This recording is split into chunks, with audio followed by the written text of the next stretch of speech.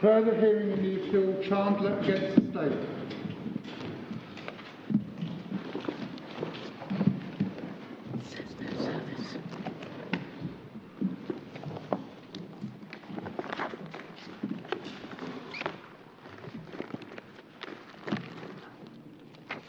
Yes, Mr. Poole. Mr. Stevens, my lord. I'm so sorry. I'm so sorry. This is not at all. My lords, my lady, can I start just by outlining how Mr. Poole and I propose to address matters? I shall deal first with the question whether the board should depart from Matthew, and I will deal in that respect both with the issue of precedent and the reasoning in Neves and McEwen, on which the appellants obviously rely in inviting your lordships to depart from Matthew. I will then deal next with the Savings Clause, Section 6 of the Constitution, and then finally I will touch briefly on what is Issue 3, which concerns the question whether there have been any breaches of other provisions of Sections 4 and 5. I say briefly because no oral argument has actually been directed to that by my learned friends. Mr. Poole will then address you in relation to the remaining issues which concern Section 1 of the Constitution, the separation of powers and the rule of law. So, my lords, I start with the issue of precedent. We submit that even in normal circumstances, my lord, my lady, special reasons would have to exist in order to justify the board in departing from one of its previous decisions. And in that respect, can I just take you to one authority, which is the case of Gibson, which you'll find at 2513 of the electronic bundle. It was a decision of a board of 7. The subject matter was extradition. I'm sorry, can you give me the page again? 2513, I hope, my Yes. lord. Thank you. As I say, it concerned extradition. It was a board of 7, and there was a split 4-3 in that case. The issues are addressed briefly at paragraph 11 on 2517, and you'll see that the third issue was that even if a decision in another case, namely Cartwright, was incorrect, whether it should nevertheless be followed. And then the passages which I invite you just to look at, please, starting at paragraph 22 on page 2520, judgment of Lord Brown for the majority. The third issue, frankly, is the difficult one on this appeal, and on this issue, clearly there's room for two views. There are indeed powerful arguments available to both sides. Stare decisis is an important principle. The virtues of certainty and finality hardly need emphasis or elaboration. As Lord Wilberforce said in Fitzleet, nothing could be more undesirable than to permit litigants, after a decision has been given by this House with all appearance of finality, to return to this House in the hope that a differently constituted committee might be persuaded to take the view which its predecessors rejected. True that the earlier decision was by a majority. I say nothing as to its correctness or as to the validity of the reasoning by which it was supported. That there were two eminently possible views is shown by the support for each by at any rate 2 members of the House. But doubtful issues have to be resolved, and the law knows no better way of resolving them than by the considered majority opinion of the ultimate tribunal. But the issue is not an absolute one. In the Privy Council it never was, and then after the reference to the practice statement, as Lord Bingham of Cornhill recently said in Horton, as made clear by the practice statement, former decisions of the House are normally binding, but too rigid adherence to precedent may lead to injustice in a particular case and unduly restrict the development of the law. The House will depart from a previous decision where it appears right to do so. And then paragraph 23, generally speaking, as Lord Reed observed in the Queen and National Insurance Commissioner ex parte Hudson, the practice will be used sparingly when the previous wrong decision is thought to be impeding the proper development of the law or to have led to results which were unjust or contrary to public policy, when courts tend to distinguish it on inadequate grounds, which itself is bound to lead to uncertainty. If I could then just, in the majority, finally go to paragraph 25, Viscount Dilhorn said in Ex parte Hudson, if the view be that the decision is clearly wrong, it is, I think, easier to decide that a recent case should not be followed than if it is one which has stood for a long time. For if it is in the latter category, many may have acted in reliance on it. And then here in Horton, but unlike the position in Ex parte Hudson, dropping a few lines, each member of the board thinks the earlier decision in Cartwright clearly wrong. The issue here is not, as in Ex parte Hudson, simply the proper construction of complicated provisions in a statute where it cannot be said positively that one construction is right and the other wrong, see Lord Reed, nor is this the kind of case which has prompted the United States Supreme Court to issue guidelines designed to ensure that its previous decisions are not overruled merely because a new majority favour a different approach to certain highly contentious constitutional issues. And then, my Lords, just going to the decision of the minority, which begins at 2522, Lords Hoffman, Carswell and Lord Mance were in the minority. Paragraph 37 at 2523, starting 4 lines down, according to well-established constitutional principles, the decision of the board lays down the law of the Bahamas, by which the courts in the Bahamas are bound and from which the board itself will depart only in exceptional circumstances. For this purpose, it does not matter whether the earlier decision was unanimous or by a majority. It is the decision of the board. And then there's a reference to the same quotation of Lord Wilberforce. Paragraph 38, unlike the House of Lords, the Privy Council has never considered itself absolutely bound by its own decisions. The House of Lords did not regain the same freedom until the practice statement. But whether the freedom to depart from previous decisions is of long-standing or relatively recently acquired, it must be exercised on the same rational principles. It must recognise the importance of adhering to precedent and the exceptional nature of a decision to depart from previous authority. It follows that the observation of Lord Reed in Ex parte Hudson are an important guide to the use of judicial precedent. Then quoting Lord Reed, my understanding of the position when this resolution was adopted was that it is that there were a comparatively small number of reported decisions of the House which were generally thought to be impeding the proper development of the law or to have led to results which were unjust or contrary to public policy, and such decisions should be reconsidered as opportunities arose. But this practice was not to be used to weaken the existing certainty in the law. And then finally, at 39, the general applicability of these remarks is shown by the fact that very similar guidelines were laid down by the Supreme Court of the United States, in which it was said that a decision to overrule should rest on some special reason over and above the belief that a prior case was wrongly decided. Now, my Lords, those considerations are directed to what I've called normal circumstances, but the present circumstances with respect are not normal. Matthew was decided by an enlarged board of 9, convened because of doubts which the board entertained about Rudall when the appeal in Boyce came up for hearing shortly after Rudall.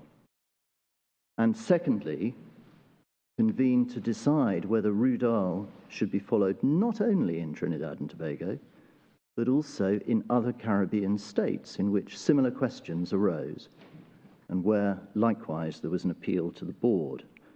And the enlarged board therefore considered cases from 3 jurisdictions, Trinidad and Tobago, Jamaica and Barbados. My Lord, for the explanation of those circumstances, I won't take you to it. See Lord Hoffman in Matthew at paragraph 9, which is 549. Now, no doubt it was for those reasons, my Lord, that Lord Roger made the observation that he did some 5 years later in a case which you have been referred to. It was the case about police service regulations, Johnson. And what he said is at paragraph 19, which is at 2875, where he observed that there could be no question of the board reopening those hard-fought decisions, that's Matthew, Boyce, and so on. And indeed, counsel for the appellants did not suggest that it should. And that was the position, notwithstanding the description of the challenged regulations in that case as a relic of a bygone age. Now, my lords, my lady, if the board, Lord Roger, was right about that in 2009, that must still be right in my respectful submission, unless there is some compelling new argument or some other reason to take a different view, which we submit there is not. For reasons to which I'll come, we submit that Neves and McEwen do not provide sufficient reasons.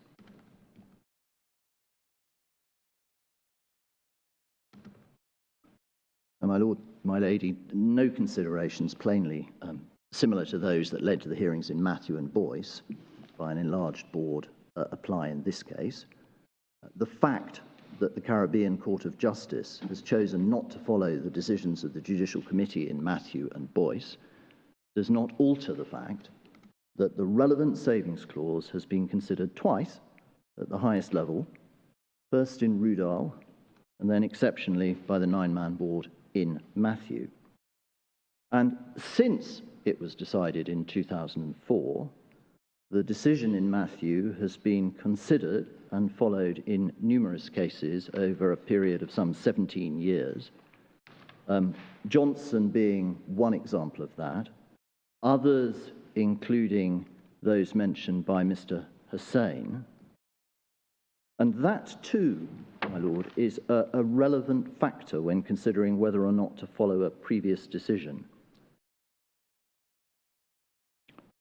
As to the position when a decision is clearly wrong, and I obviously don't accept that that is the position in this case, I've already shown you the dictum of Viscount Dilhorn.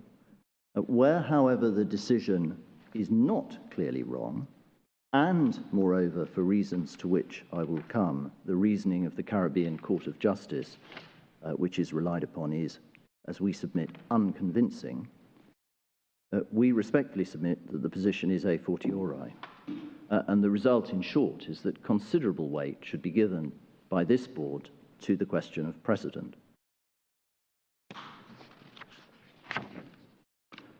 As to judicial consideration of Matthew since 2004, I've already said that Mr. Hussain mentioned a couple of cases. Those were cases in which particular legal issues arose. I think he mentioned both Miguel and the State, which is at 3466, and Pittman and the State, which is at 3907. I won't therefore go back to those. But can I just say this, that in each, the premise was the same, namely that the savings clause applied to the mandatory sentence provided for by Section 4 of the Offences Against the Person Act. And likewise, as I've touched on, Matthew's been followed by the Judicial Committee in other types of case, not involving the mandatory death penalty, and Johnson, the case on police service regulations, is one example of that. It's also been cited by the court as authority precluding a challenge to existing law in other cases. An example in your bundle of that being CPASAD and the Attorney General. That's the 2013 CPASAD, not the one this year, at 4318. That was a case on the Children Act and concerned detention and periodic review of the detention of children. And my lords, I should also touch on the fact that Matthew was a majority decision because the appellants make much of that. But with respect, that is not a material factor. If anything, the reverse. I've already shown you what Lord Wilberforce said about majority decisions in Fitzleet, and that was at 2355. Cited by both the majority and the minority at 2355 in Gibson. But the status of majority decisions was also considered in another relatively recent case of the board, namely Hunt and Carn. And you have that at 2720.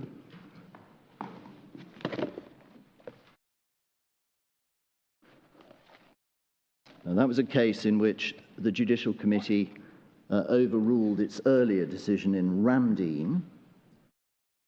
It concerned the jurisdiction of the court, or rather the lack of jurisdiction of the court, to grant constitutional relief when hearing an appeal against sentence.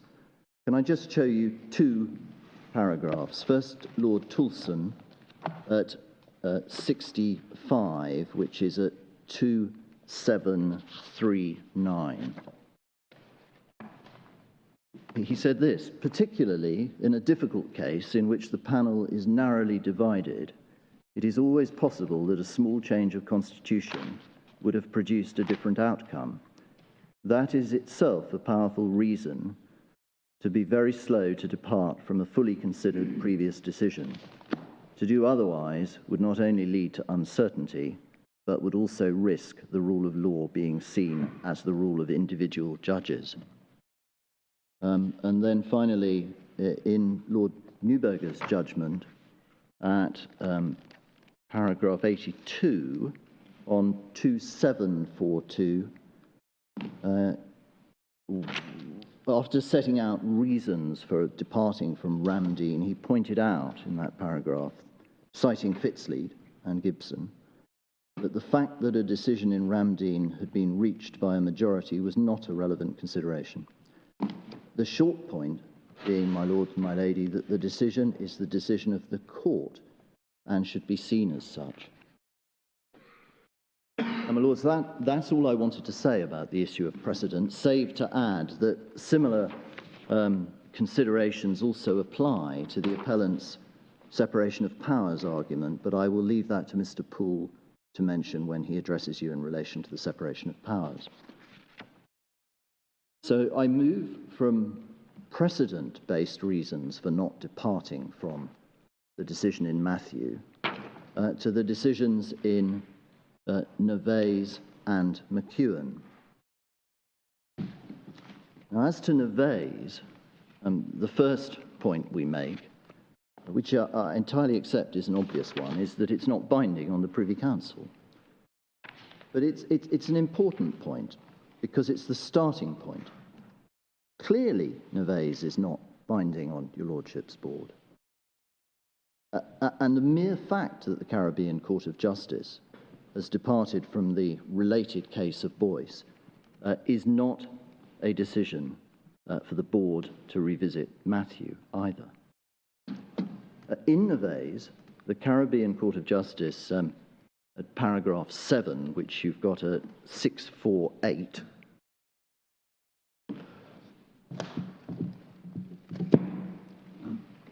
commented that the development of its jurisprudence would require evolution and change in relation to the approach of the decisions from the Privy Council. Well, even if, as a result of such evolution and change, Caribbean Court of Justice jurisprudence develops in a way which is in conflict with well-established and binding Privy Council authority, that is not a sufficient reason in our submission of itself for the board to revisit that authority. Rather, it's necessary to consider both the questions of precedent, which I've just addressed, and also the reasoning of the Caribbean Court of Justice. The second point I make in relation to... Sorry, just on that, can yes, I ask, is there a declared approach yet by the CCJ as to its approach to precedent generally? So we've seen the Privy Council has a developed jurisprudence as to the test to be applied. Yes. Is there anything equivalent? My Lord, I can't point you as I stand here to a decision, but I believe, and we will check this and give you a reference hopefully after lunch, I believe their position to be that they take the view that unless or until reversed Obviously, final decisions of the board are binding in Barbados, notwithstanding the fact that Barbados no longer subscribes to the jurisdiction of the board. When it comes to their own decisions, they consider themselves not bound, but pay due respect to decisions of the board. I put it simply because I think it doesn't come to much more than that, but I do know there is an authority in which they have spoken of their approach. And can I give you the reference after certainly, lunch? but the reason for my asking is that it's by no means clear to me anyway that they actually apply the same principles in relation to departing from pre-existing authority as the board would apply. Well, my lord, as to whether they do that when considering departing from their own decisions, I don't know. No. In terms of their approach to decisions of the board, they certainly don't take the approach of asking themselves the sort of questions that would arise if they were bound by the decisions of the board, albeit they're clearly not. Yes. All right. Thank you. But, my lord, there is a judgment in which they do address the very question you've asked me. I think it's Boyce and Joseph. I'm told it's Boyce and Joseph. Where they follow Pratt Morgan and go for. Well, can one of us give you an answer Certainly, after yes. lunch? Don't take up more time on it. I'm grateful. So, my lord, I move then to the, having made the submission that it's necessary both to consider questions of precedent and the reasoning of the CCJ, I come to the second point I make about the decision in Neves. It focuses primarily on a point which does not arise in Trinidad and Tobago. So the decision of the majority in Neves addresses first and at length the question whether Section 11 of the Constitution of Barbados is separately enforceable, rather than being merely in the nature of a preamble. The significance of which being that Section 11, in contrast to Sections 12 to 23 of the Barbadian Constitution, is not subject to a savings clause. And then, secondly, they address the question whether Section 2 of the Offences Against the Person Act breached Section 11C, and they answered both of those questions after a lengthy discussion in the affirmative.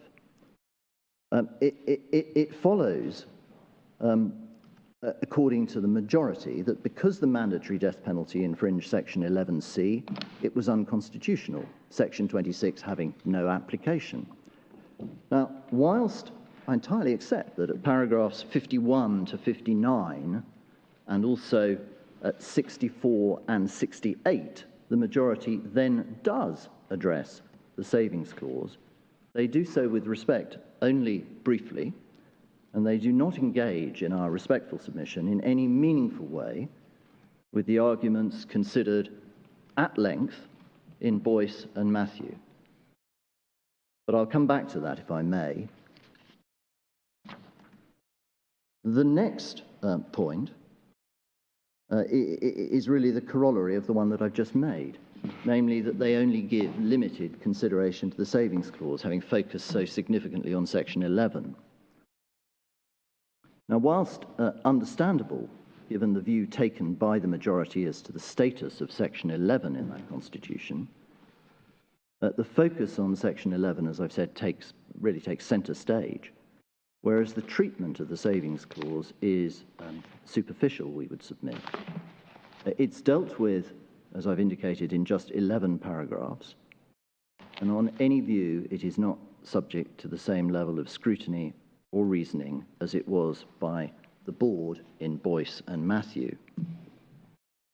Moreover, the clear impression one gets from reading those paragraphs, where they do address the savings clause, paragraphs 51 to 59, of the majority's judgment, is that their conclusion is driven not with respect by an intense focus on the relevant constitutional provisions, but an unwillingness to accept the conclusion, as they wrongly saw it in my submission, that the rights and freedoms guaranteed by the Constitution should be denied, to use their words, forever or in perpetuity.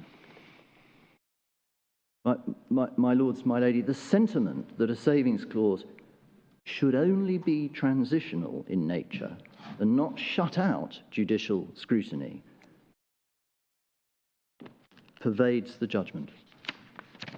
My Lord, one gets that sense from both the language and the views expressed in various places. Can I just ask you to take up the decision in Neves, which for present purposes is page 663.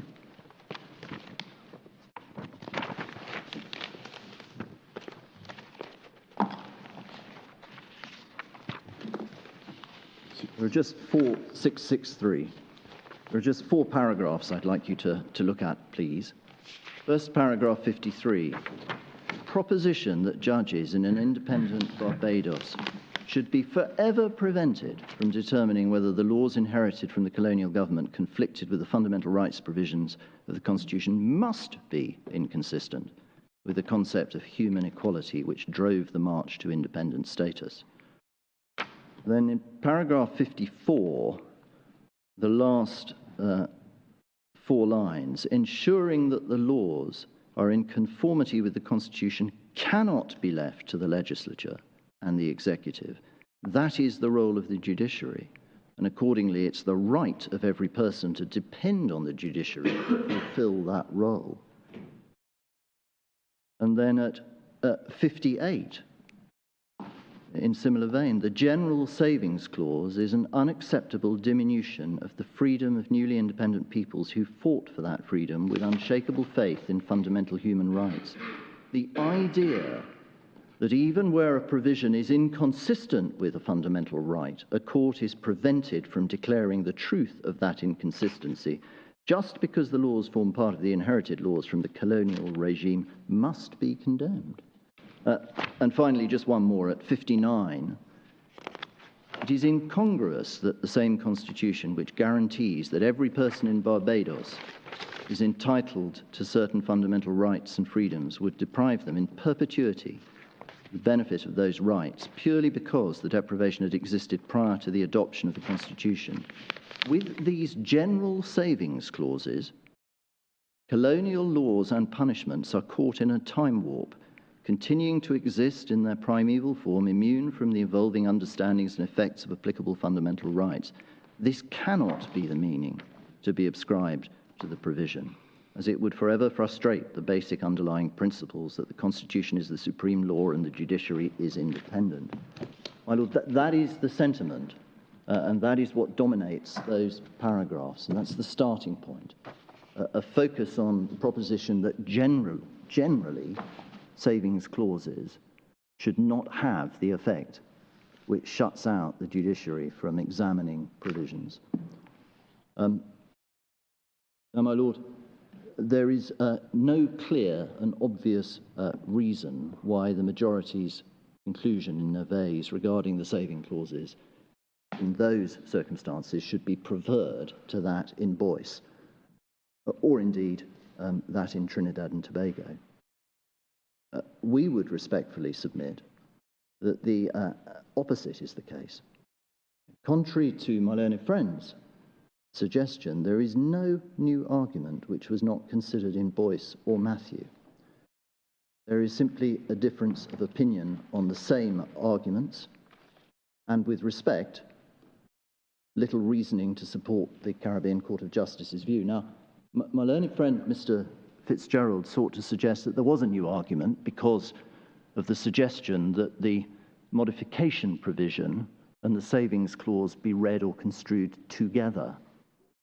But with respect, I don't accept that that is a new argument. It proceeds on the basis that Section 6.1 of the Constitution prevents Sections 4 and 5 from validating an existing law, but somehow does not prevent them from causing an existing law to be not in conformity with the Constitution, so opening the way to Section 5 of the 1976 Act. So the two provisions are said in that sense to work together. And that is precisely the argument that was run in Matthew and rejected by the majority. It's the argument which Lord Bingham accepted. I entirely accept that, my lady, of course. When I said rejected, I meant by the majority. No, Indeed. I didn't say that. But it's just to emphasise that the point was considered. Most certainly, yes. I mean, to suggest that the argument that was run, considered and respectively rejected by one group of judges and accepted by another group of judges, is not essentially the self-same argument that the CCJ is addressing when it says that you have to read the two together. It is simply a non-starter. It has to be. And one sees that quite clearly when one gets to McEwen, to which I'll come. Now, my lord, that takes me to the reasoning in Nevers and the fact that, as we submit, it's unconvincing, quite apart from the submission I've already made about the sense one gets of general considerations pervading and informing the judgment. The reasoning is unconvincing for a number of reasons in our submission, both as regards the saving provision and more generally. First, though I entirely accept not directly relevant to the present case, it is possibly just relevant to note that the argument based on Section 11, which is very much the primary focus of the majority's decision, is itself wholly inconsistent with the board's decisions on materially identical provisions in respectively the Maltese, Dominican, Jamaican, and Bahamian constitutions. Those cases, briefly, just to give you the references, are Olivia, and that's at 3775, Longquist at 1667, Campbell Rodriguez at 1871, and most recently, decision of Lord Mance, Newbold at 3761. So as regards the Section 11 argument, which was accepted, there's simply no precedent for that argument in the jurisprudence of the Privy Council at all. On the contrary, there are 4 decisions the other way.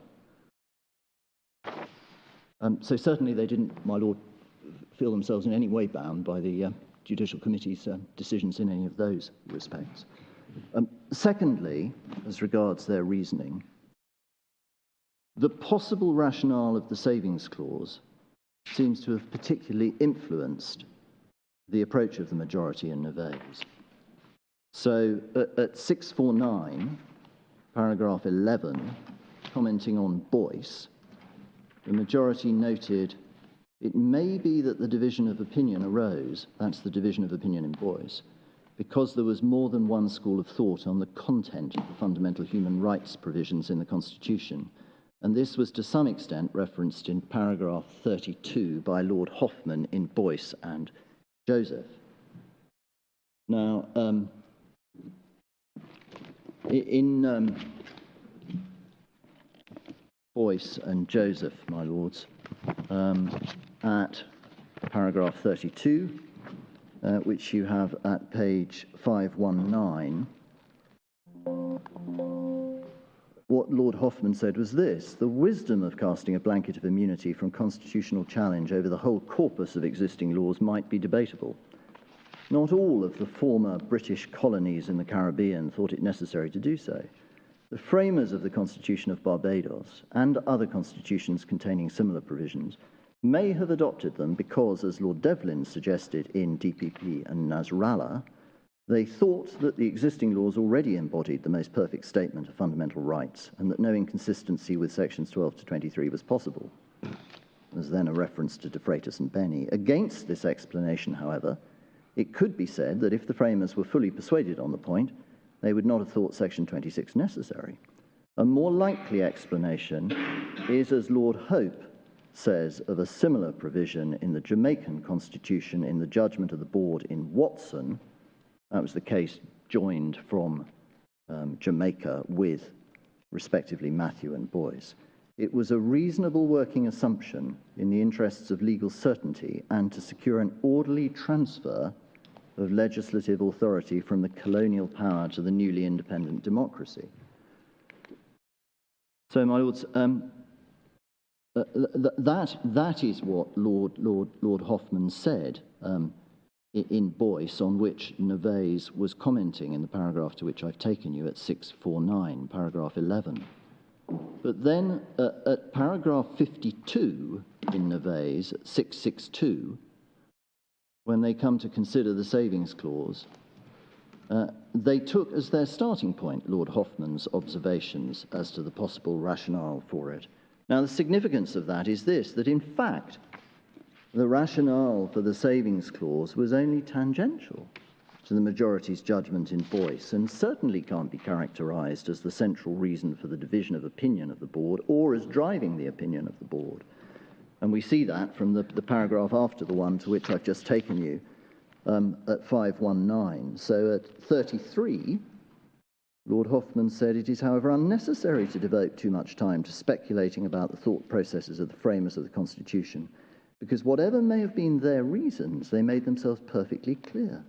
Existing laws were not to be held inconsistent with sections 10 to 23, and therefore could not be void for inconsistency with the Constitution." So in other words, that conclusion was reached not on the basis of some perception as to what the purpose or the rationale was, but by focusing on the constitutional provisions. The majority in Neves, however, do focus on the rationale of the savings clause, and do so, in my respectful submission, at the expense of grappling with the clause itself, or the detailed reasoning of the majority judgments, or indeed the minority, in Boyce and Matthew. And rather, as I've already submitted, their approach appears, I say this very respectfully, driven by an apparent unwillingness to accept the conclusion, as they wrongly, with respect, saw it, that rights and freedoms guaranteed by the Constitution should be denied forever or in perpetuity. Next, my lords, the majority's approach in Neves to interpretation appears to rest on a dubious assumption.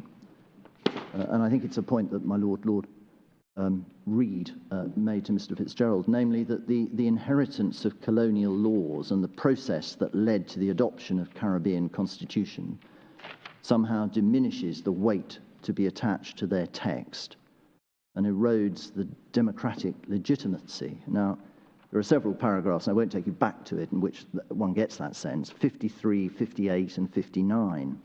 But the point that my Lord Reed was making, and I respectfully adopt, is that in fact two of the constitutions, Trinidad and Tobago in 1976 and Guyana in 1980, were enacted post-independence and cannot therefore be accused of being tainted by the influence of the colonial office. It's an obvious point, but it's actually an important point.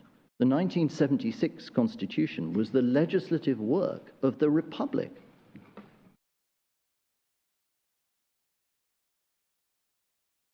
More fundamentally, though, my lords, my lady, whatever may be thought of the historical background or the process which led to the enactment of the Constitution, either in Barbados or in Trinidad, it cannot provide a license to interpret the provisions of the Constitution in what may well be thought to be an enlightened or forward-thinking way, if it involves disregarding the clear meaning of the text.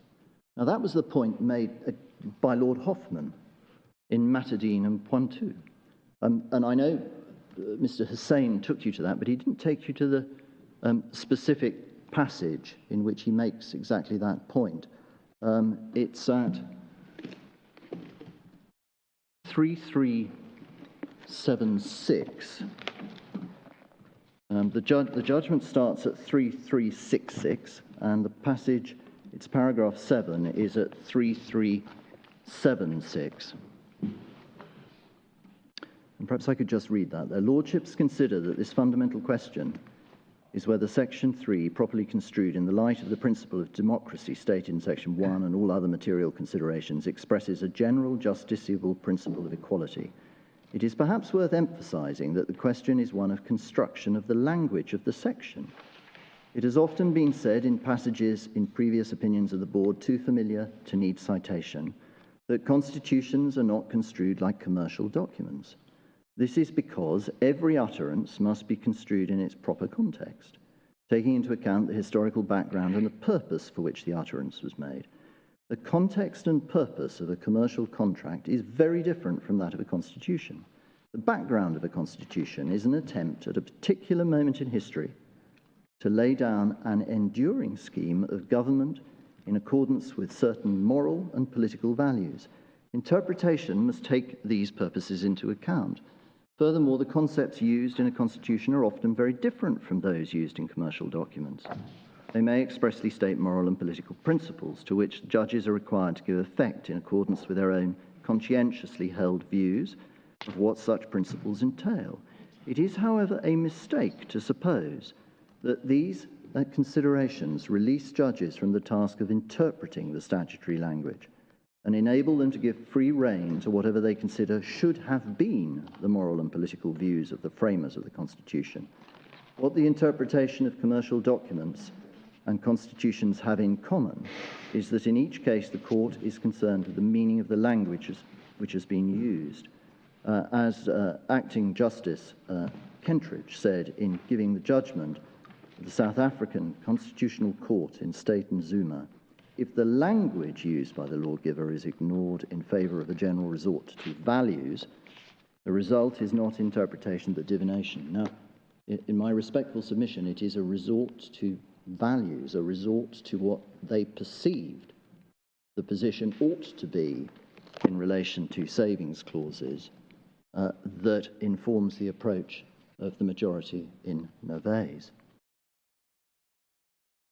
Fourthly, in relation to the reasoning in Nervais, the majority consistently overlooks the fact that the intention and the effect of the savings clause in section 26 of the Barbadian Constitution, and the same can be said in relation to Trinidad and Tobago, was not to trap Barbados forever into existing laws, such as the mandatory death penalty, but rather to leave the question whether to change them, and if so, how and when, to the democratically elected Parliament.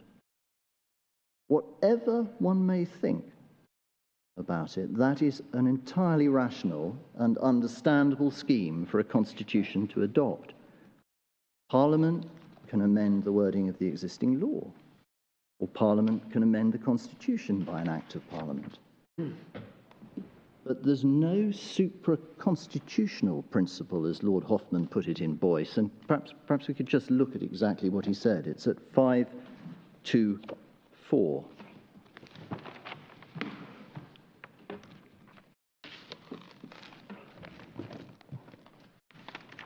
Paragraph 56.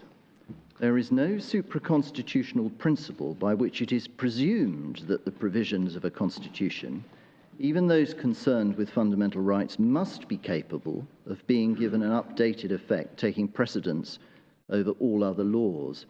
To make an assumption is to beg the very question at issue in this case, which is whether the Constitution left it to Parliament to decide whether existing laws should be amended to conform to sections 12 to 23. The answer to that question can be found only in the Constitution itself, and not in generalizations about the nature of constitutions and fundamental rights. And with respect, that is exactly what the majority do in Nervais. They talk in terms of generalizations about the nature of constitutions, savings clauses, and fundamental rights. Is it fair to say one can think about this at two levels? The savings clause doesn't, to any extent, prevent Parliament from amending the existing laws. Certainly. Which you can do in the ordinary way. And Section 6, the savings clause itself, is capable also of amendment, albeit by a qualified majority Yes. in Parliament. Yes, I entirely accept that. Under, I think, Section 54. Under, I think, Section 54 by, I think, a two-thirds majority, my lord, yes.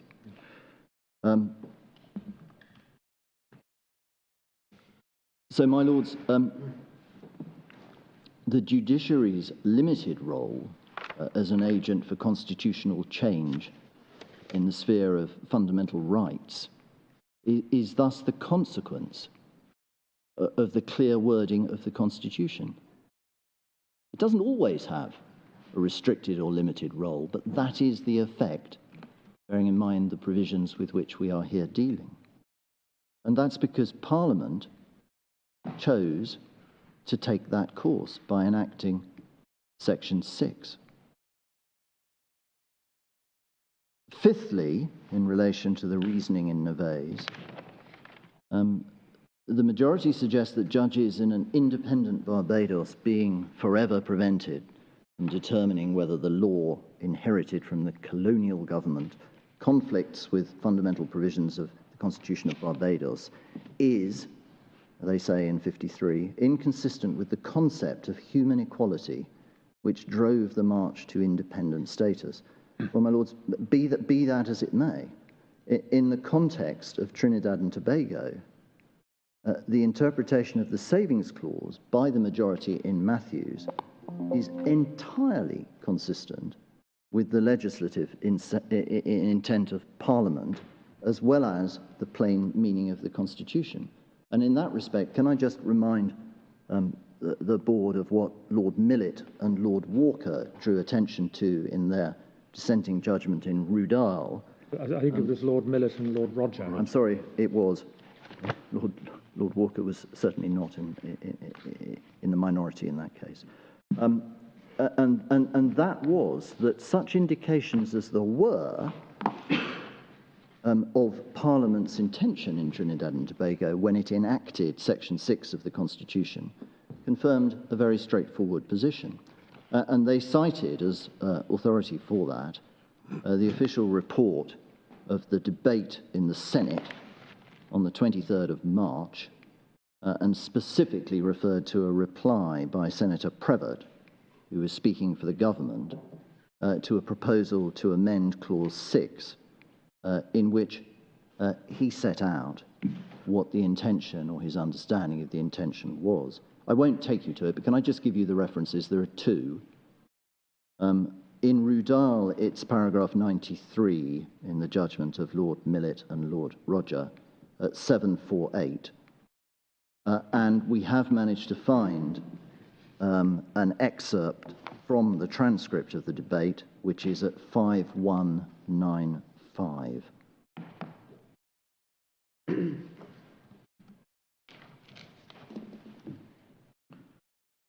Well, it may just be worth showing you the latter, in fact.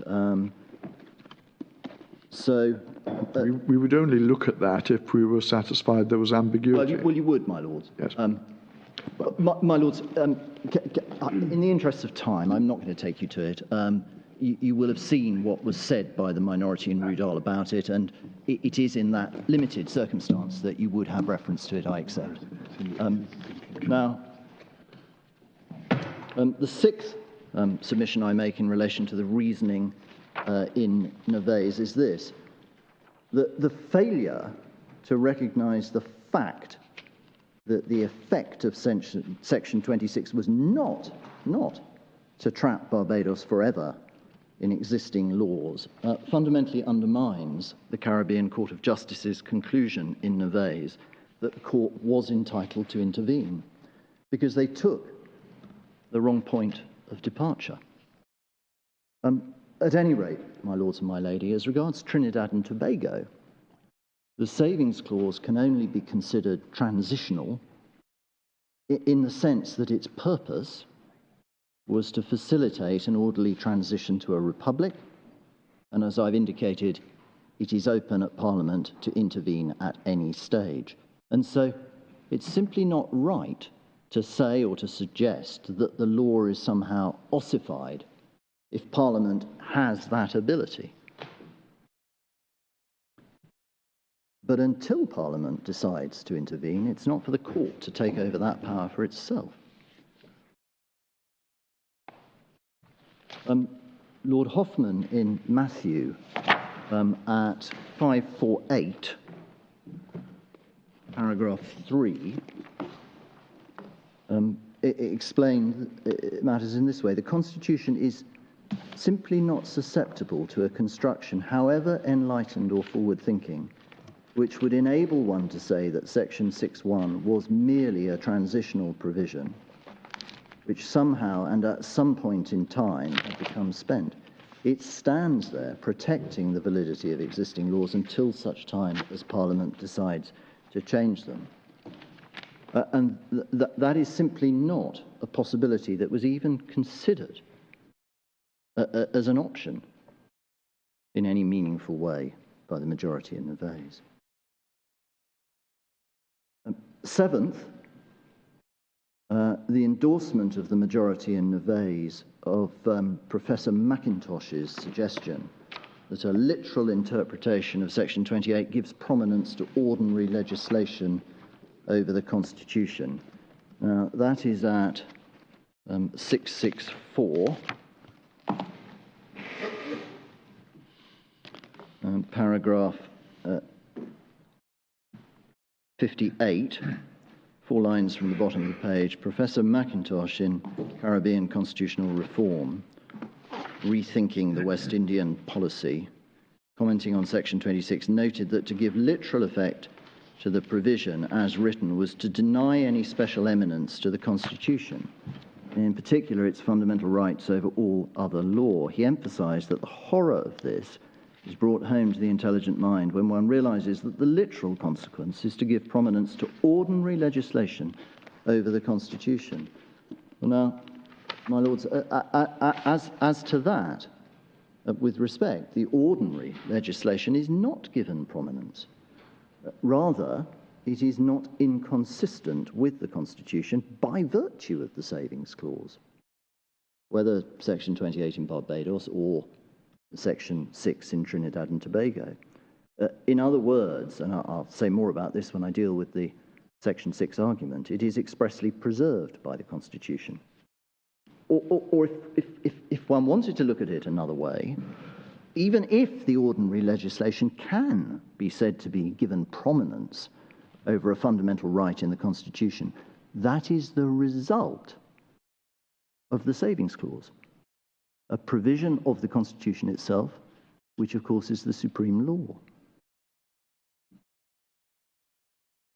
And my lords, that exhausts what I wanted to say about Nevers, and I'd like, finally, in relation to this first issue I'm addressing, to turn to McEwen, if I may. My submission is that the reasoning in McEwen is likewise unconvincing and should not be followed by the board. Now,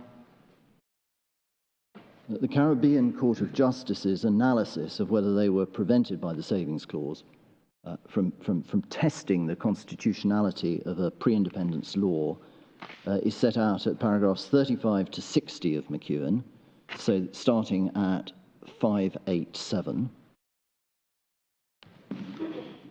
And their reasoning follows and repeats that of the majority in Nevers. So, for example, at paragraph 39, which is at page 588,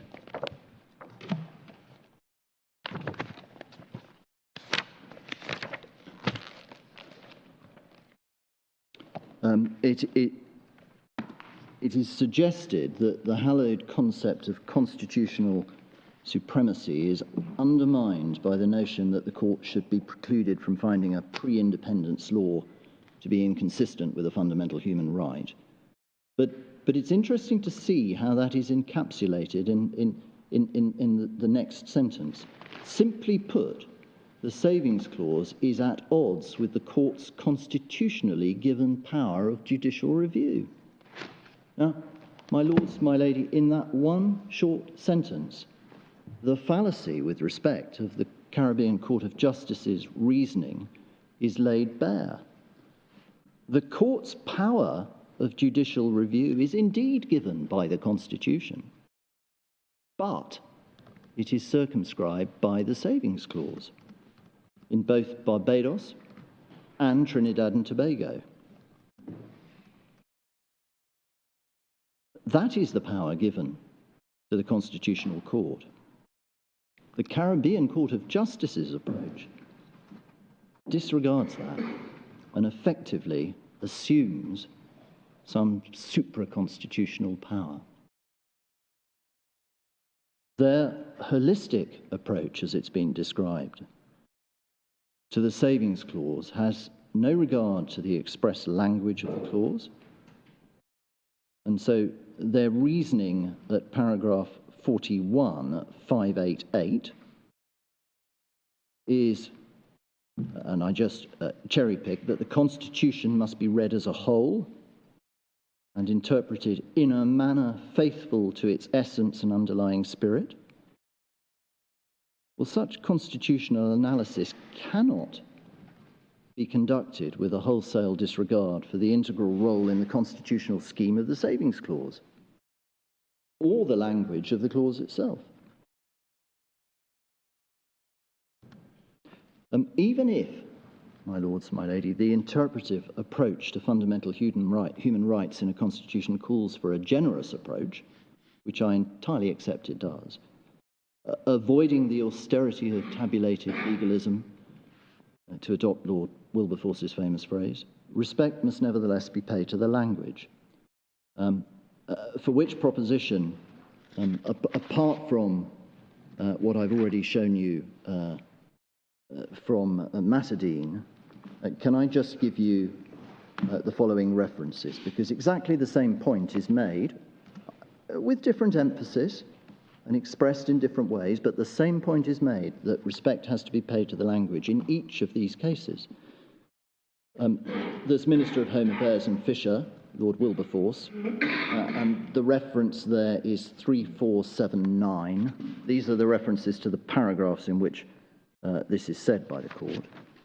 There's Rays and the Queen, Lord Bingham, paragraph 26, 696. Pinder and the Queen, a case from the Bahamas, Lord Millett, paragraphs 14 to 15, 3855. Rudall, the minority, Lord Millett and Lord Roger, 77, 742. And finally in Boyce, Lord Hoffman himself, at both paragraphs 56 and 59, one of which I've already shown you, 524 to 5.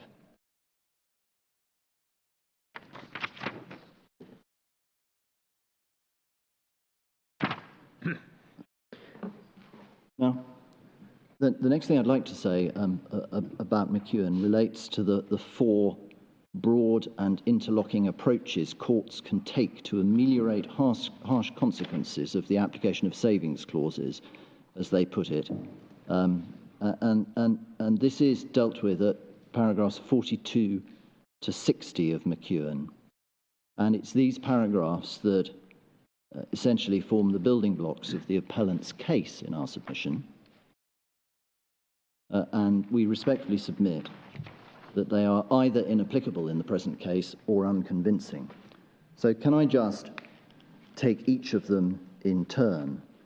The first starts at 589. And it's 46, restrictive interpretation and application. So first, the Caribbean Court of Justice, relying on Lord Wilberforce in Minister of Home Affairs, to the effect that a generous interpretation should be preferred of a statement of fundamental rights and freedoms, say that a restrictive interpretation and or application of savings clauses is always warranted. And, however, with respect, that overlooks an essential consideration, namely that Lord Wilberforce's words were directed to a situation in which two different competing interpretations were possible. It concerned the meaning of the word child in the relevant provisions. The interpretation of the effect of Section 6 of the Constitution put forward by my learned friends is not, however, in our submission, a possible interpretation, for reasons to which I'll come when I address the Savings Clause. And no choice between competing constructions therefore arises, and therefore there is no scope for recourse to a generous interpretation. But nor is it right to criticise the court for approaching it restrictively if it simply applies the language. Secondly, in relation to this first approach, the Caribbean Court of Justice's comparison at paragraph 47 with Hughes and the Queen is, with respect, inapposite. Mr. Fitzgerald told you about Hughes, and it's concerned with the immunising effect of what Mr. Fitzgerald described as, and I would agree, a partial savings clause. So the relevant savings clause, which I should say that this is set out in Hughes at 2695. The relevant savings clause, which was paragraph 10 of Schedule 2 of the St. Lucia Constitution Order, provided that nothing contained in ... any law shall be held to be inconsistent with ... Section 5 of the Constitution, to the extent that the law in question authorises the infliction of any description of punishment that was lawful in St. Lucia immediately before the 1st of March 1967. It was therefore in that case open to the board to hold, as they did, that since the legislation in question required rather than merely authorised the imposition of the death penalty, the partial savings clause did not apply. The present case, however, is concerned not with a partial savings clause, but with the general savings clause in Section 6 of the Constitution of Trinidad and Tobago. And that has no comparable limitations to the partial savings clause, and therefore a similar interpretation to Hughes or comparison with Hughes is inapposite. Finally, in relation to their first approach, in McEwen, it was a critical part of the Caribbean Court of Justice's reasoning that the law in question had been repeatedly amended post-independence to impose harsher penalties, and that led them to conclude that the amendments altered the law so that it was no longer an existing law and was not protected by the savings clause. And one finds that at paragraphs 48 to 49 and 60. Well, no such argument arises in the present case. So with respect, the first approach doesn't assist at all in relation to this matter. The second approach starts at paragraph 50 at 590. Only challenges to listed human rights provisions are barred, is the heading.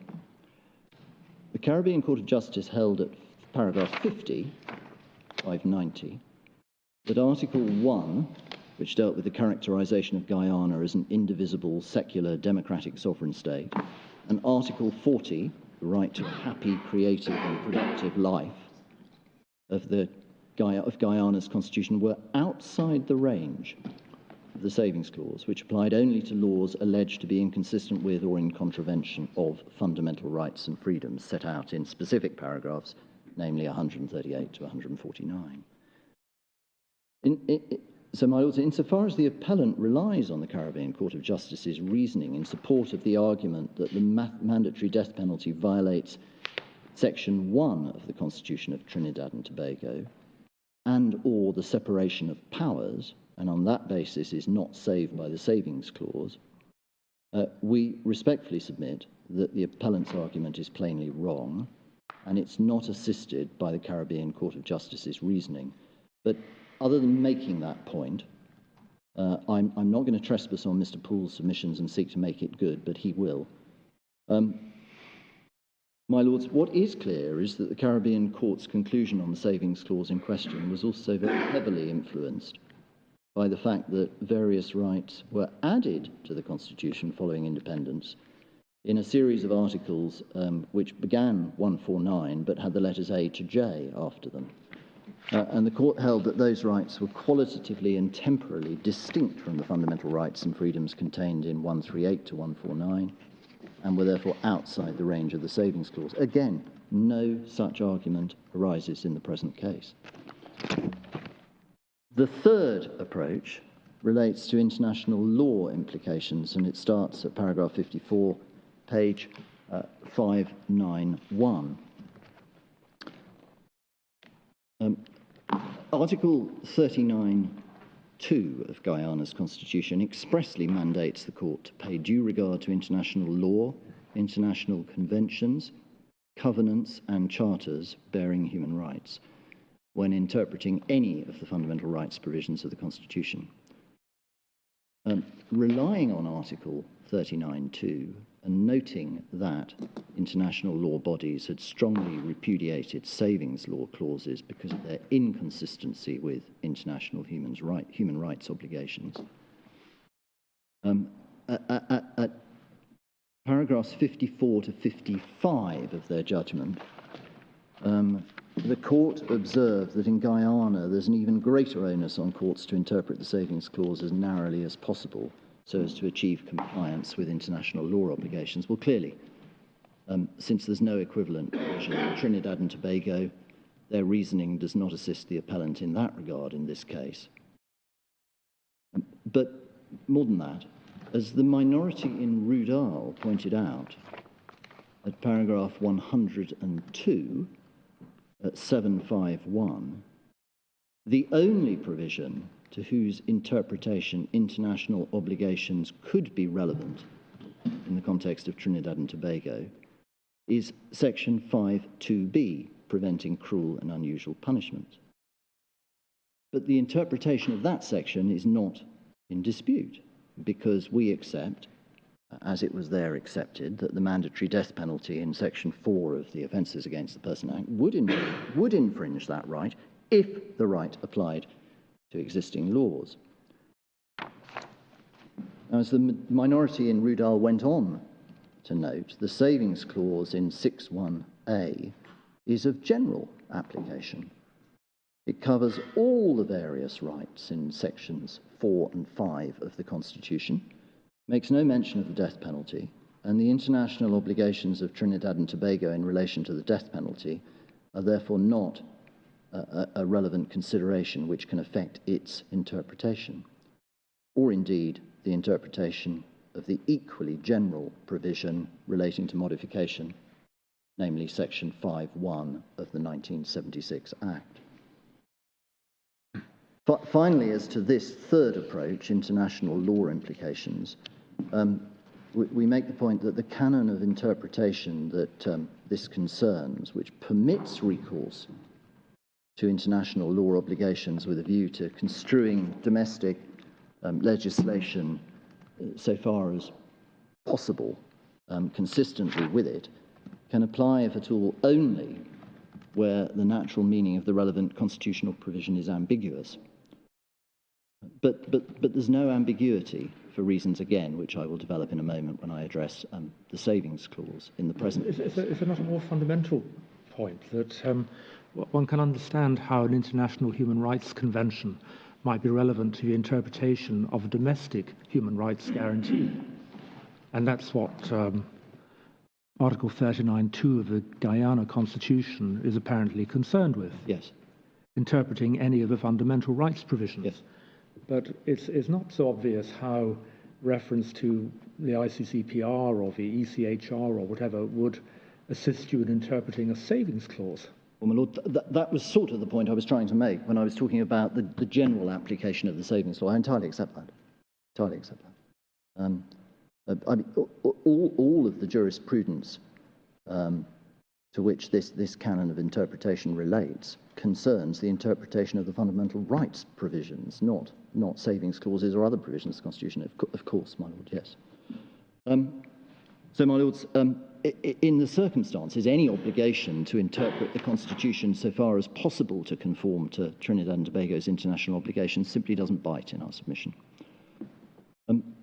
Finally, in relation to McEwen, the fourth approach, modification of pre-independence law first before applying the savings clause. This is paragraphs 56 to 60 at 592.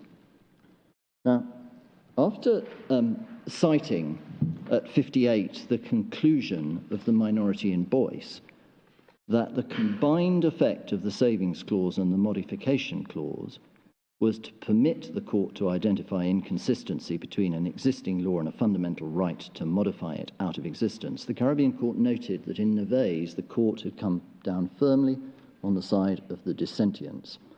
And they summarised it in these terms at 59.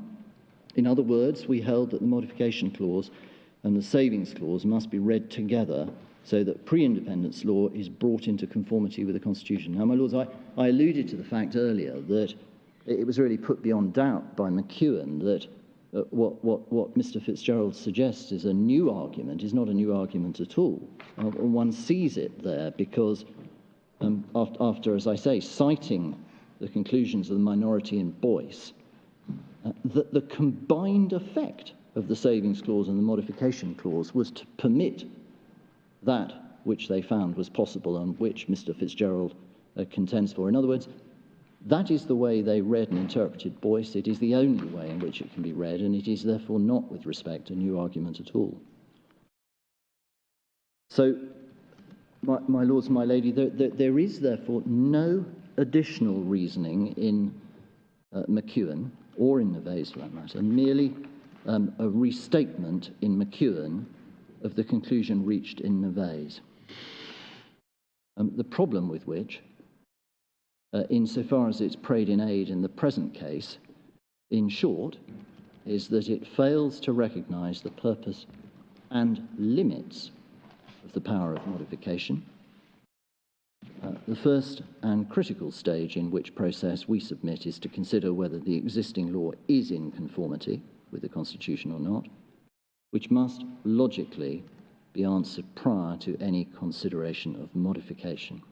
And that, my lord, takes me nicely into issue 2 and the savings clause, to which I will now turn. Could I just put one point to you? You've said on several occasions that the CCJ failed to do this, failed to do that, failed to respect on the wording of the Constitution. But it is possible, isn't it, that, and I'm just thinking about this and just asking you for your reaction, one way of viewing it is not that they're failing to do anything at all, they're just developing a different jurisprudence for the countries which are within their jurisdiction.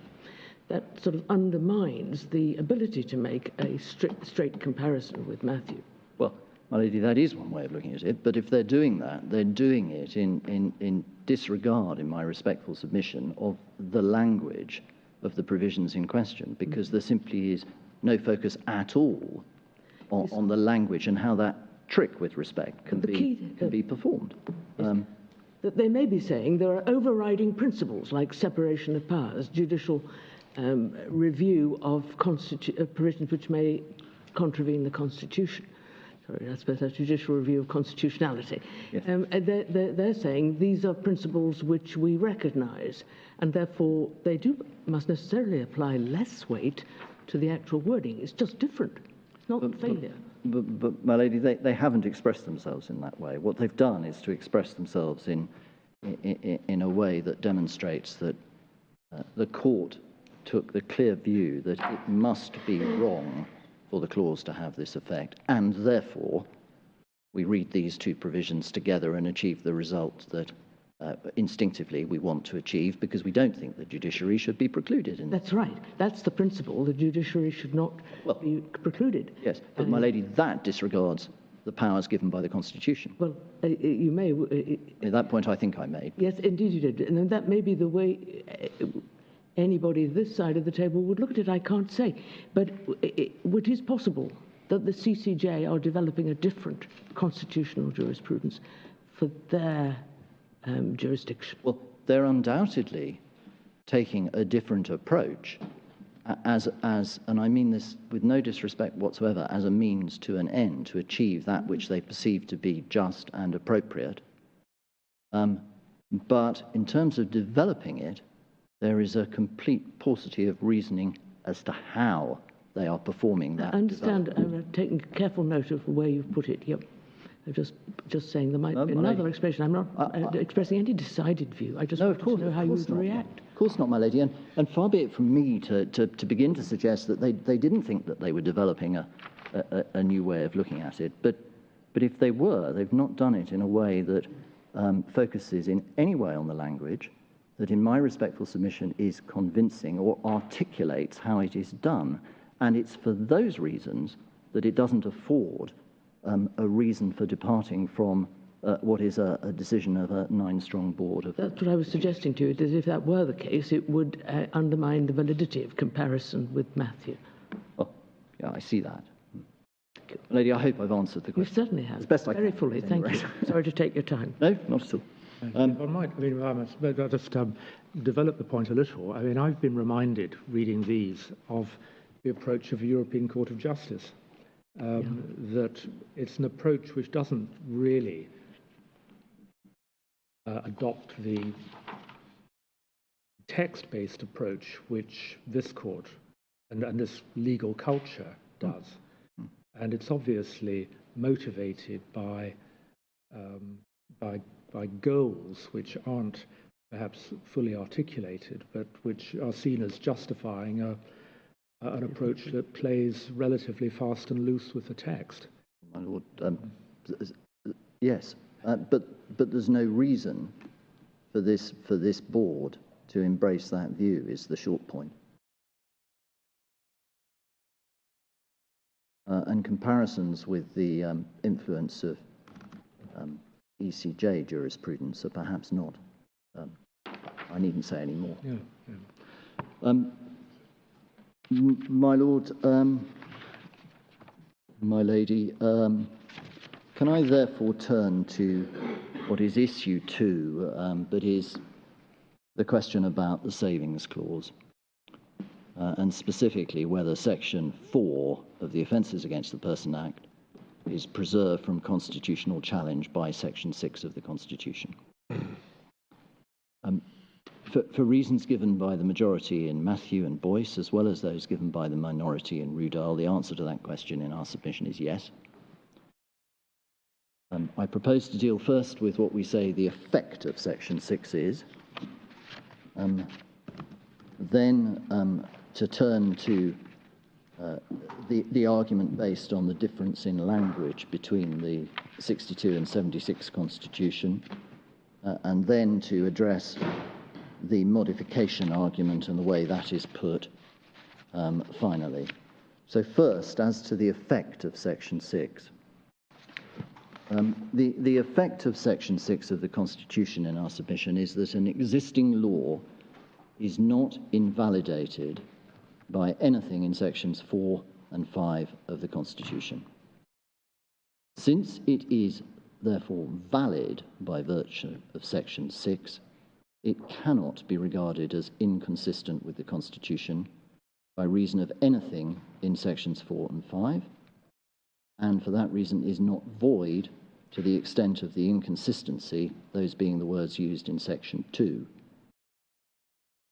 To put the point another way, section 6.1 makes an existing law constitutional, in other words, consistent with the Constitution, even though it would conflict with sections 4 and 5 if those sections applied to it.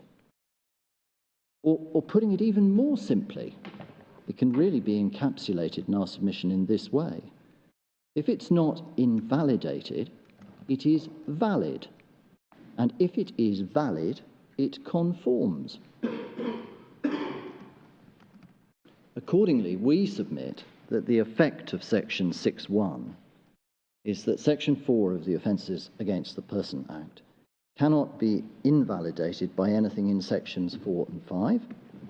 In other words, it is valid and it is not inconsistent with the Constitution. And since, as the majority in Matthew held, and it's at paragraph 14.550, the Constitution contains no other provisions which can affect the operation or validity of it. It follows that if one is concerned only to construe the Constitution as the Supreme Court of Trinidad and Tobago, there is simply no basis for challenging Section 4 of the OAPA. So Parliament has therefore restricted the remit, as I've already submitted when dealing with Neves, of the judiciary in interpreting Section 4 and 5 by enacting Section 6. The effect of which is that any fundamental right identified in Sections 4 and 5 has to be construed together with any relevant existing law to determine the breadth of the right, or to look at it in practical terms and the way in which cases come before courts, any alleged breach of a right of Sections 4 and 5 has to be considered not only by reference to the right in question, but taking account of any relevant existing law. Now, the appellant argues in effect that the savings clause in Section 6 does not mean what it clearly appears to say. That is in substance their argument, and we respectfully submit that the argument is essentially a rerun of the argument correctly rejected by the majority in Matthew, and indeed by the minority in Rudall, and therefore ought to be rejected by the board.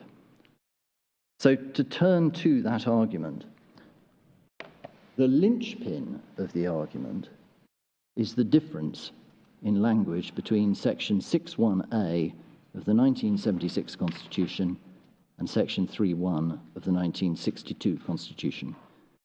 Without that, the argument doesn't even get off the ground. Now, the appellant seeks to displace our reading of Section 6.1a by referring to this difference in language. And just to remind the board, Section 3.1 says that Sections 1 and 2 shall not apply in relation to any existing law. Section 6.1a of the 1976 Constitution, however, says nothing in Section 4 and 5 shall invalidate an existing law. Now, the reason for the change the appellant suggests is that Sections 4 and 5, while not intended to invalidate an existing law, were nevertheless intended to apply to it in some less drastic way that renders it susceptible to modification, that opens the door to Section 5 of the 1976 Act. Well, my lords and my lady, if anything turns on the change in language, and respectfully we submit that the language of the 1976 Constitution admits of only one construction in any event, the true explanation is almost certainly less mysterious in our submission. And key to this possible explanation is the fact that the 1962 Constitution contained no statement of the consequence of the appearance in any law, either an existing law or a post-Constitution law for that matter, of an enactment inconsistent with the Constitution. So there was no equivalent of Section 2. And in order to protect existing laws, therefore, general language apt to exclude any suggested consequence of such inconsistency was used, shall not apply. The 1976 Constitution, on the other hand, states in Section 2 exactly what the consequence is said to be. So any other law that is inconsistent with this Constitution is void to the extent of the inconsistency. In order to protect existing laws, therefore, it was appropriate, and specifically to exclude, the one consequence which was expressly to follow on inconsistency, the voiding or invalidating, because we say the two can be read interchangeably, of the other law, to the extent of that inconsistency. In other words, The probable explanation for the change in language is simply because section 6.1a appears in a context different from that of section 3.1. But, critically, there was no intention to give to section 6.1a any different effect from section 3.1. Now, we say the probable consequence because it is the best solution or explanation that we can offer, and it is also the one that commended itself to Lord Hoffman in Matthew as the probable explanation. That's paragraphs 18 to 19 at 551, and addressed more fully by the minority in Rudal, to which it also commended itself at 78 to 79, and that's 743.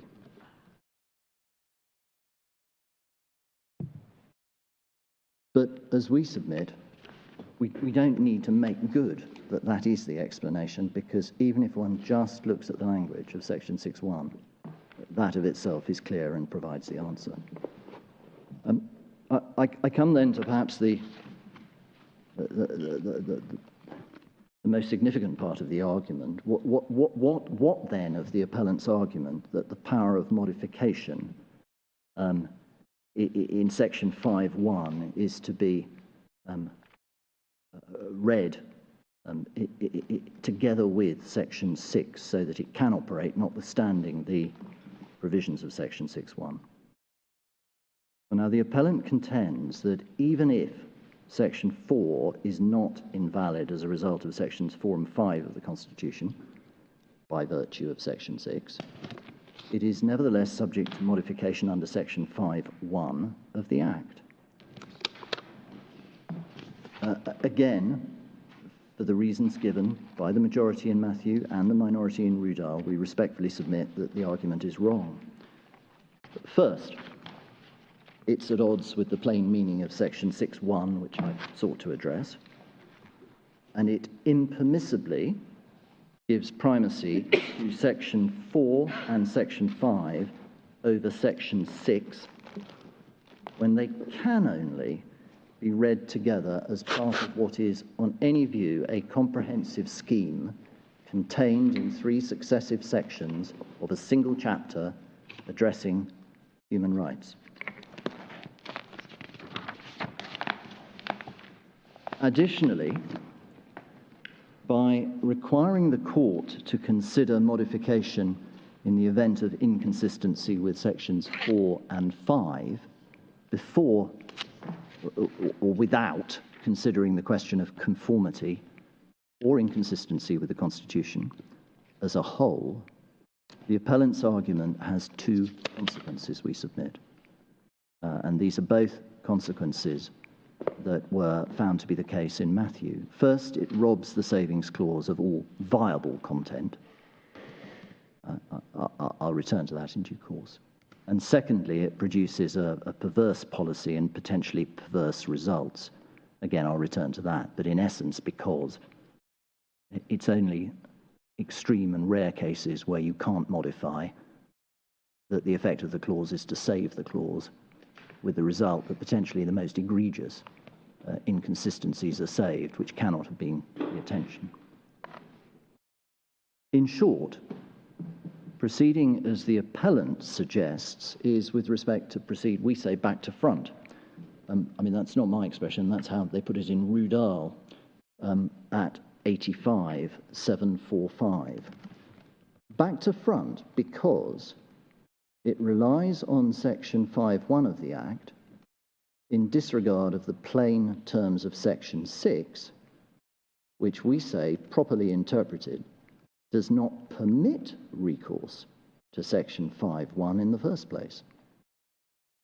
And can I just ask your Lordships to look again at Johnson, which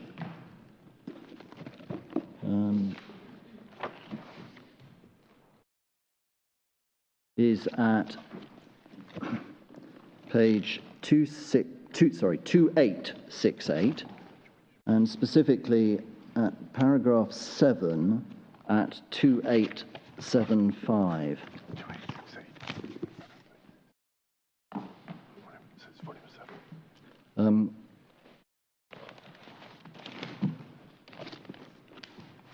Paragraph 20, judgment of Lord Roger.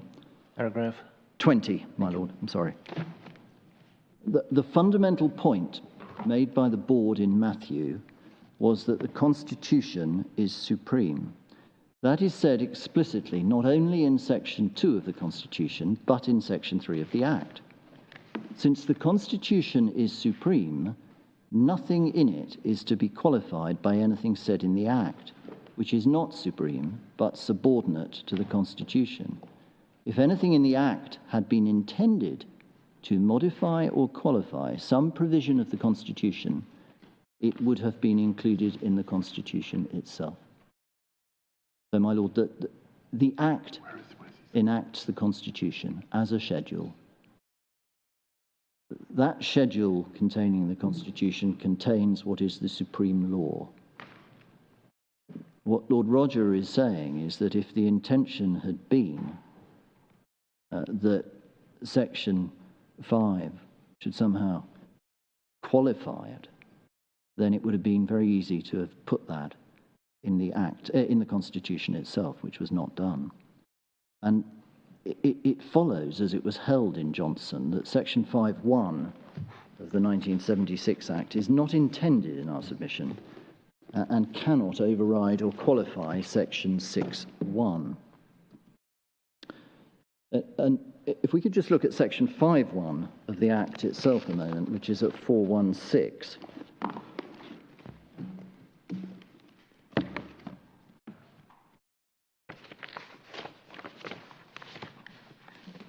Subject to the provisions of this section, the operation of the existing law on and after the appointed day shall not be affected by the revocation of the Order in Council of 1962, but the existing laws shall be construed with such modifications, adaptations, qualifications, and exceptions as may be necessary to bring them into conformity with this Act.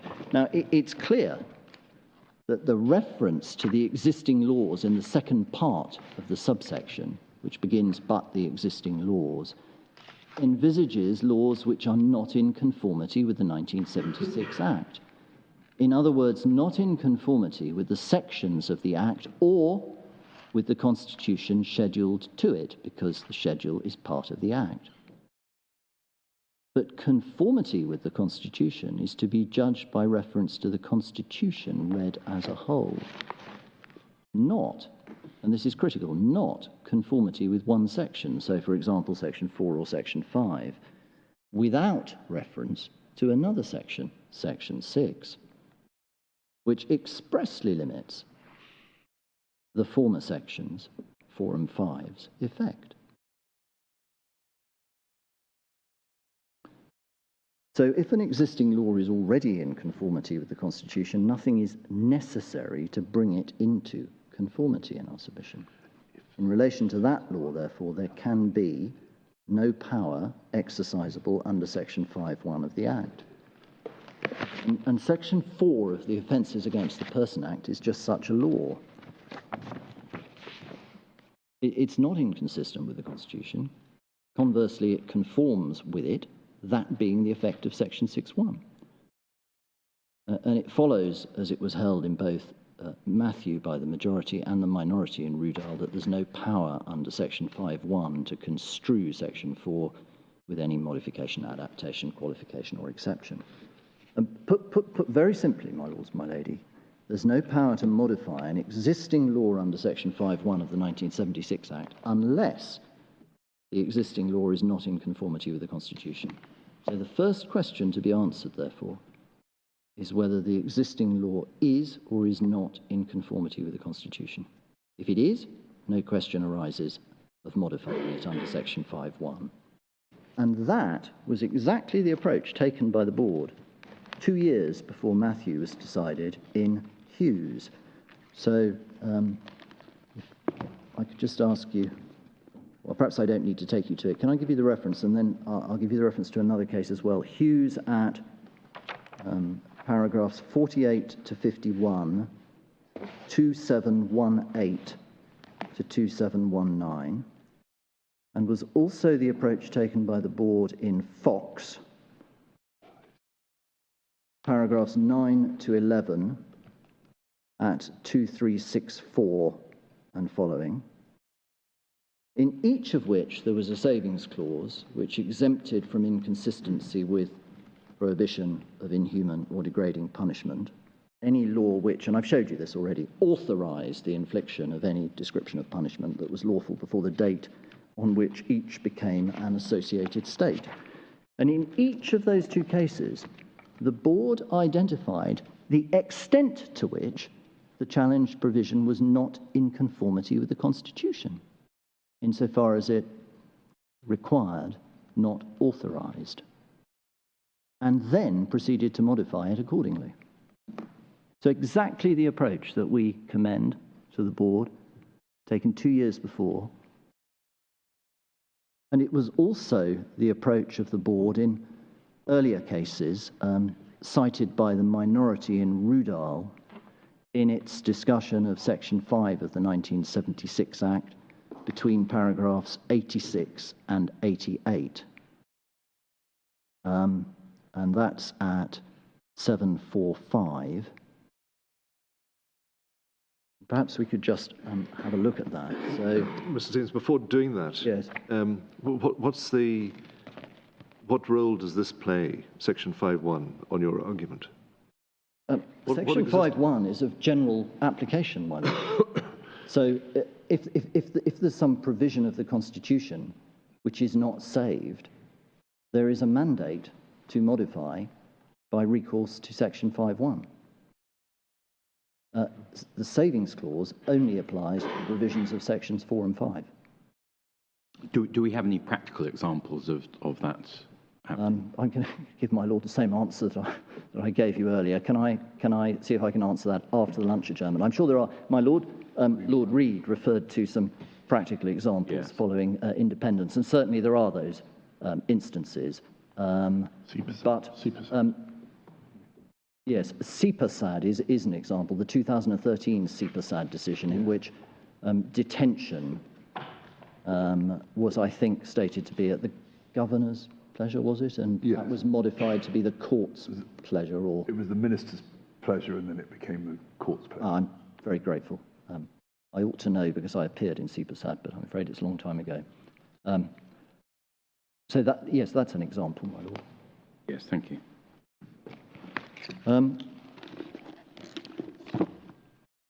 Now, my lord, I was just going to take you briefly to page 745 in the minority judgment in Rudall.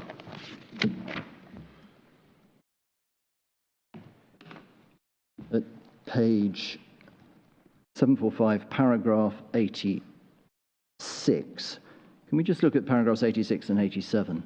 This becomes even clearer when the terms of Section 5.1 are examined, as they show the starting point for modifying any law under Section 5.1 is that the law is not in conformity with the 1976 Constitution Act and requires to be brought into conformity.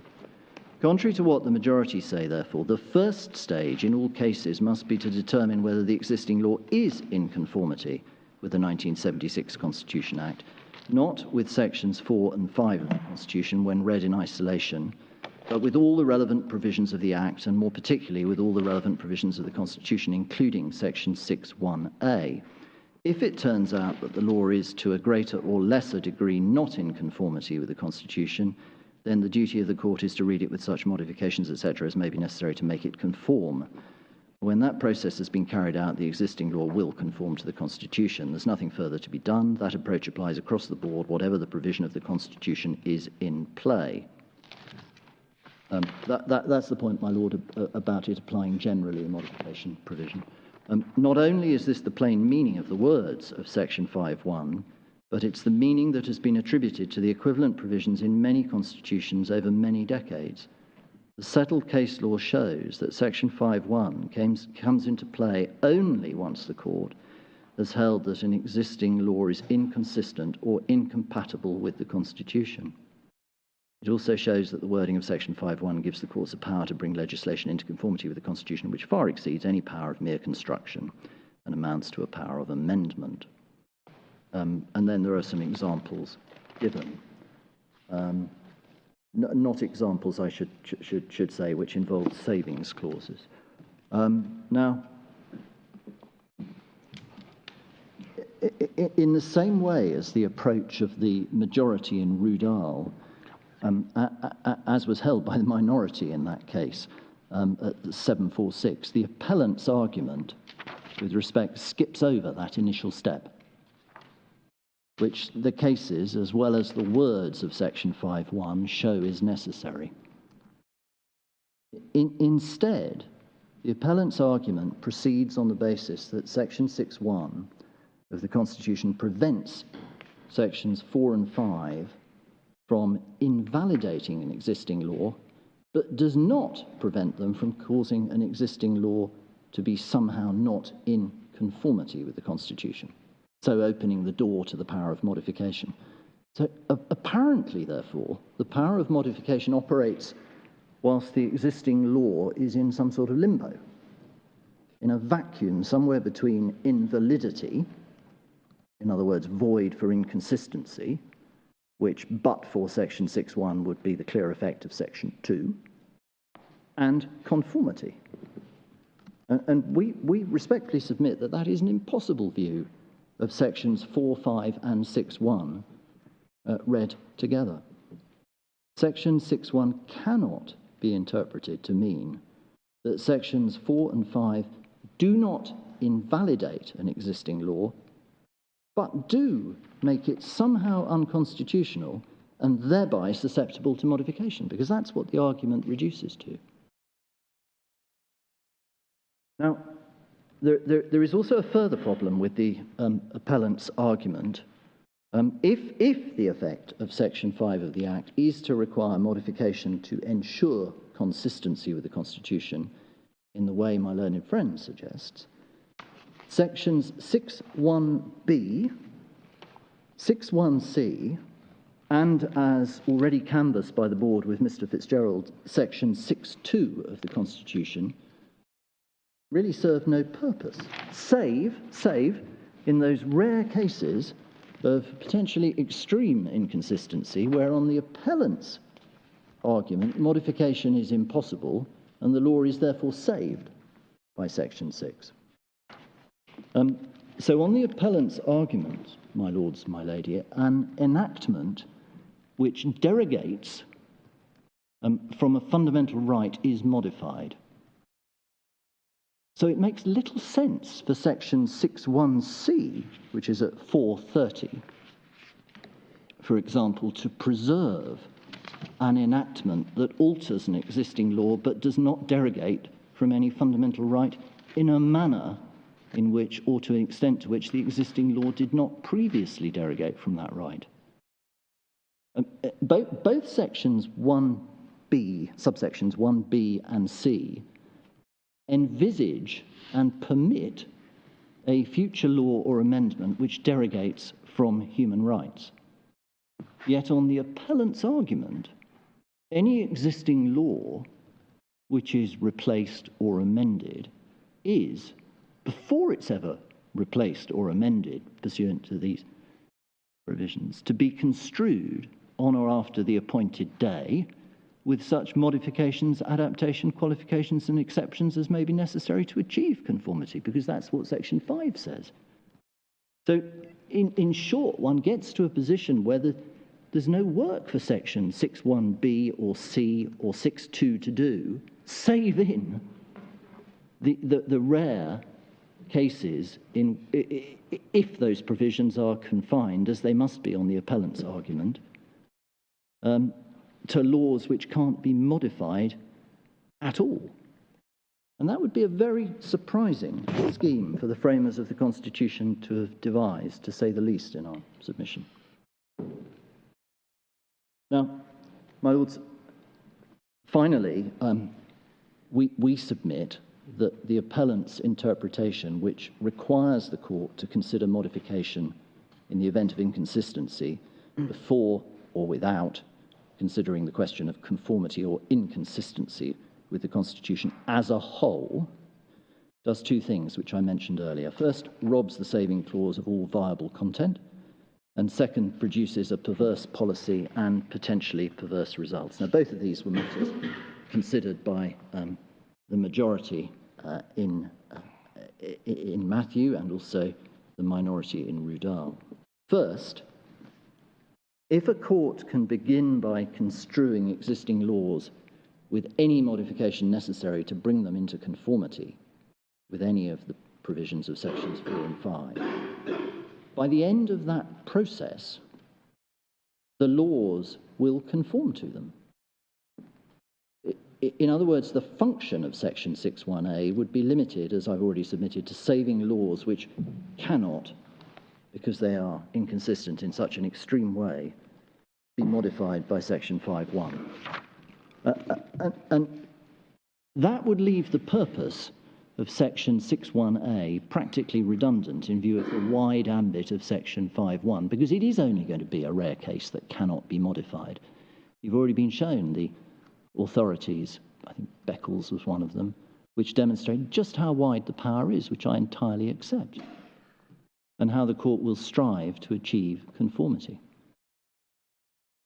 But it would also produce perverse results, we submit, for the reasons given in Matthew by the majority and Rudall, because the laws which could not be modified would be saved by the savings clause, with the result described by the minority in Rudall at 747E, that with studied and unexampled cynicism, Parliament simultaneously excluded from the new regime those laws which are so wholly inconsistent with section 4 and 5 that they cannot be successfully modified. And further, at letter G, instead of providing that laws which could not be modified should be invalid, Parliament singled them out from all the other existing laws and decreed that they alone were to enjoy a continued unchanged life under the Constitution. The worse the incompatibility with the Constitution, Parliament supposedly declared, the less the chance of having it put right.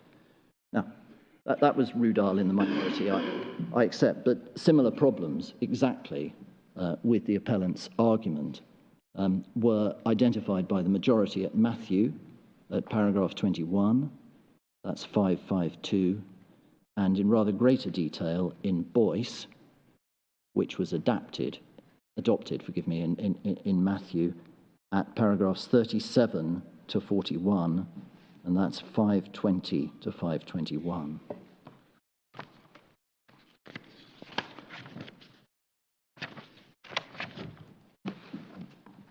So, my lords, for those reasons, I return to the point at which I started. For the reasons essentially given by the majority in Matthew and Boyce, and those given by the minority in Rudall, but also the additional reasons, and in particular the reasons which focus on the effect of section 6.1b, c, and section 6.2, which are additional reasons not considered in Matthew or indeed Boyce, although they would have been different provisions. The answer to the question whether section 4 is preserved from constitutional challenge by section 6 is a resounding yes, and the majority in Matthew was therefore right, and there is no scope for overturning the decision, even if one gets over the question of precedent.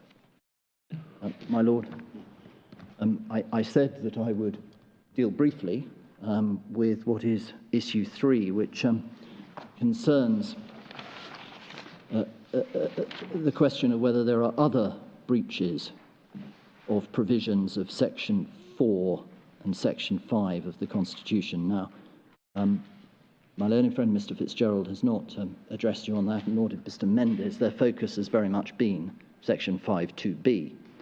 And for that reason, I'm not going to go into any detail, but may I just say a few brief words about that?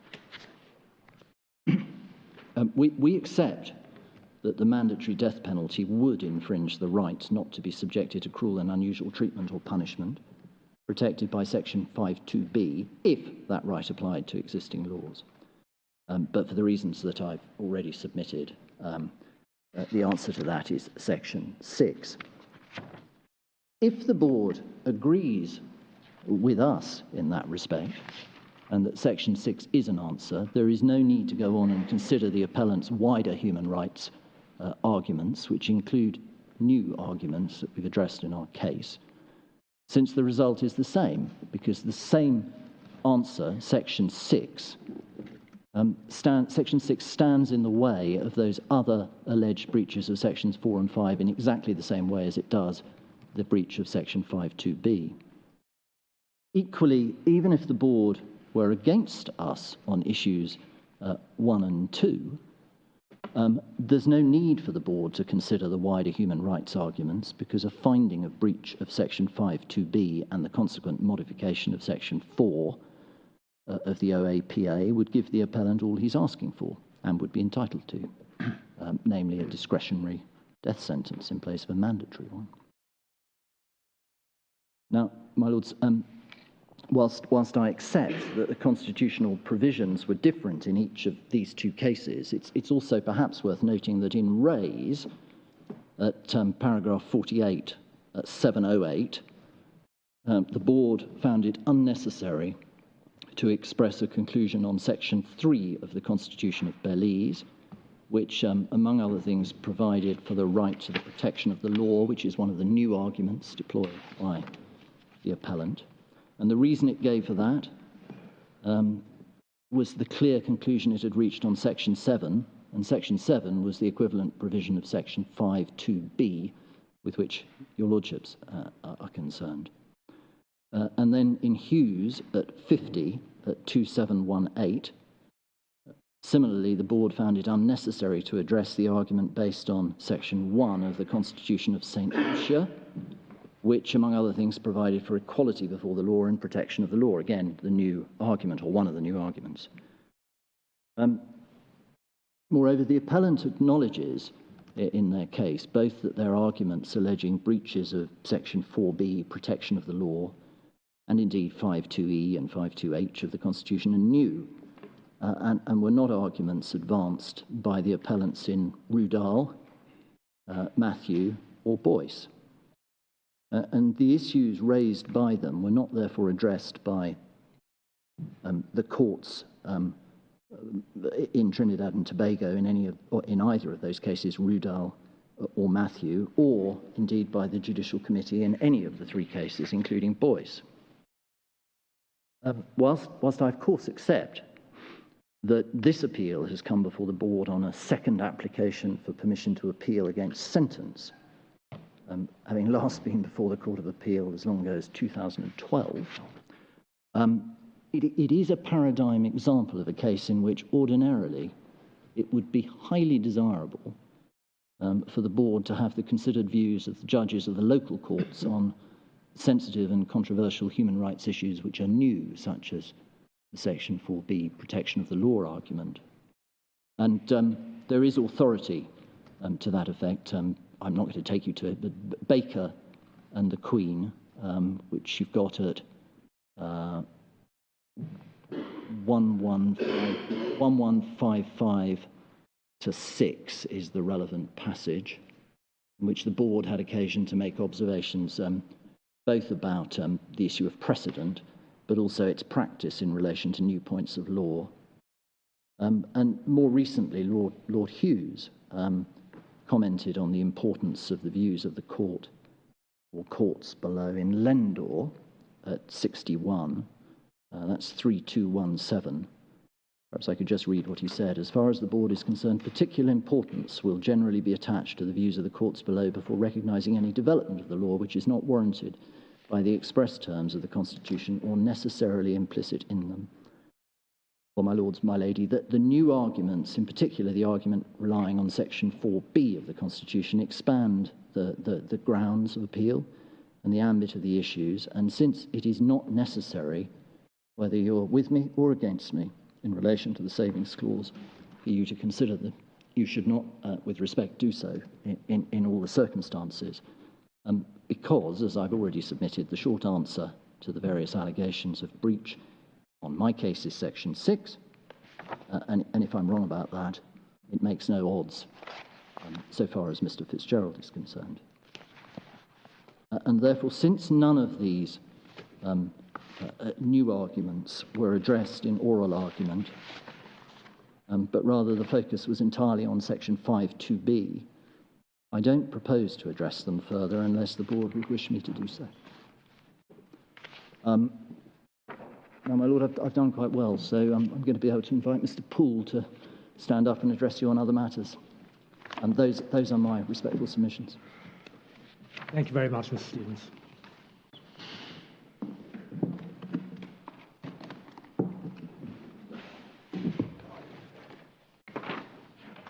Sorry, would you give us just one moment? Of course. Move ourselves around.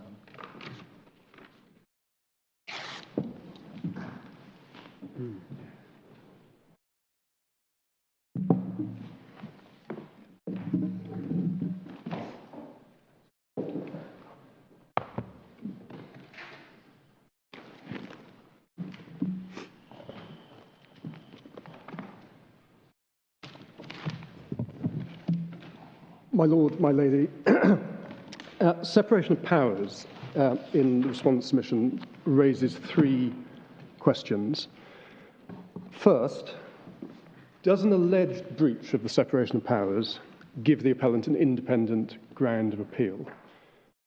Put another way, can the separation of powers be relied on by the appellant to restore to sections 4 and 5 of the Constitution the invalidating effect on section 4 of the Offences Against the Person Act that section 6 of the Constitution has already removed? Or put even shorter and simpler, if section 6 has the effect that the respondent says it does, and the majority of Matthew held it does, can the separation of powers nevertheless render section 4 of the Offences Against the Person Act unconstitutional? That's the first question. Second question is whether the legislature, by enacting section 4 of the Offences Against the Person Act, has breached the separation of powers by prescribing a mandatory penalty and thereby, to use the appellant's words, usurped the judicial function, i.e. purported to exercise an inherently judicial power. And the third question is whether the operation of the mandatory death penalty amounts to a usurpation by the executive of the sentencing power of the judiciary. And I propose to take those three questions in turn, although given the way that the appellant, I'm grateful from a learned friend to indicate question 3 doesn't arise. So dealing then with the first question, does the section of separation of powers give the appellant an independent ground of appeal? We say it does not. And we deal with this in our written case at paragraphs 134 to 149, which is electronic bundle reference 380 to 384. If I just start with the common ground, the Constitution of Trinidad and Tobago is a constitution of the Westminster type. Implicit in it, therefore, is the qualified separation of powers. Qualified because the Westminster model has never required an absolute institutional separation between the three branches of state. And we see this expressed by Lord Sumption in the case of Ferguson. Rather than take the board to it, just give the reference. It's paragraph 15 of Ferguson, which the board has at electronic bundle 2339.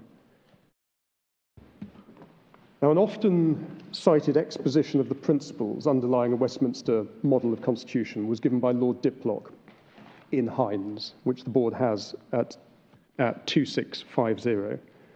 Specifically, at pages 2667 to 2669. If I can perhaps just ask my lord, my lady, to have those pages to hand. So it's 2667 to 2669, which is a case of Hines.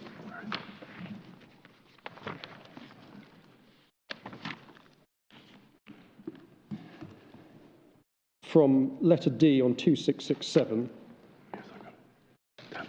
because of this, a great deal can be, and in drafting practice often is, left to necessary implication from the adoption in the new constitution of a governmental structure which makes provision for a legislature, an executive, and a judicature. It is taken for granted that the basic principle of separation of powers will apply to the exercise of their respective functions by these three organs of government. And then Lord Diplock, and I won't read on 2667 and 2668, looks at the separation of powers and the specific constitutional provisions. And the board has references to Hines, Ferguson, Anderson, which is the case about the Home Secretary setting tariffs in life sentence cases. They're all set out in our written cases, paragraphs 134 to 135, which is Electronic Bundle 380. And those authorities really are cited for emphasis rather than to resolve any material issue of principle. But as I open by saying what is in issue in this case is whether the separation of powers can be relied on by the appellant to effectively circumvent Section 6 of the Constitution. And the respondent submits that the answer to that is a clear and unequivocal no. And this is for a very simple reason, that effect is given to the separation of powers by the written terms of the Constitution. In other words, the express provisions of a Constitution must be assumed to be the way in which Parliament has chosen to give practical expression to the underlying structure and principles.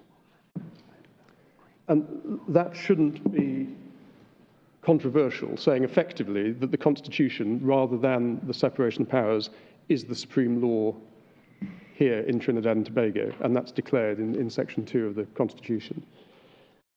And it follows in the respondent's submission that there is therefore no room for the separation of powers to operate in the manner contended by the appellant in light of the savings clause in Section 6.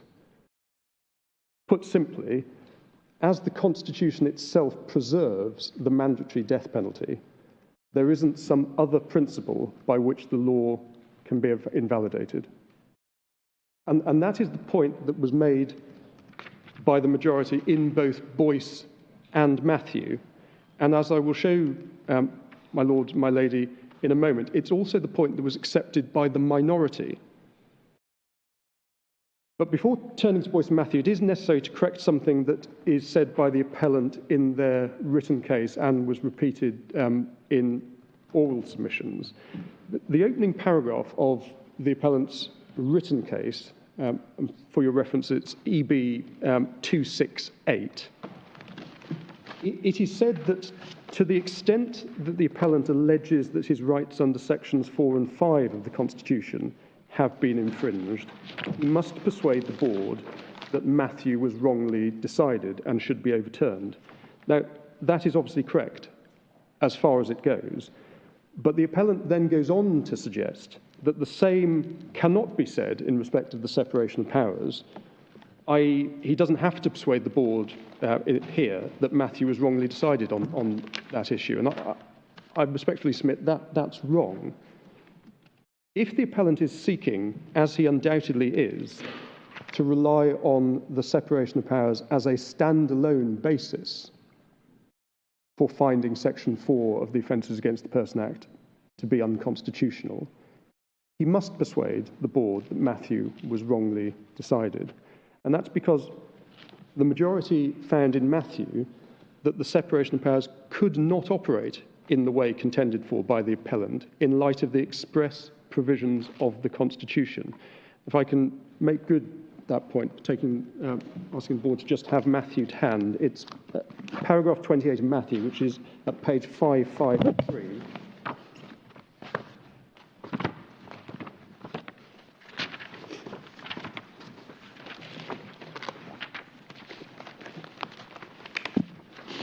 Picking it up 4 lines into that paragraph.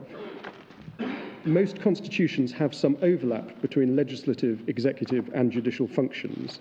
The only question for their lordships is whether the mandatory death penalty is in accordance with the actual constitution of Trinidad and Tobago.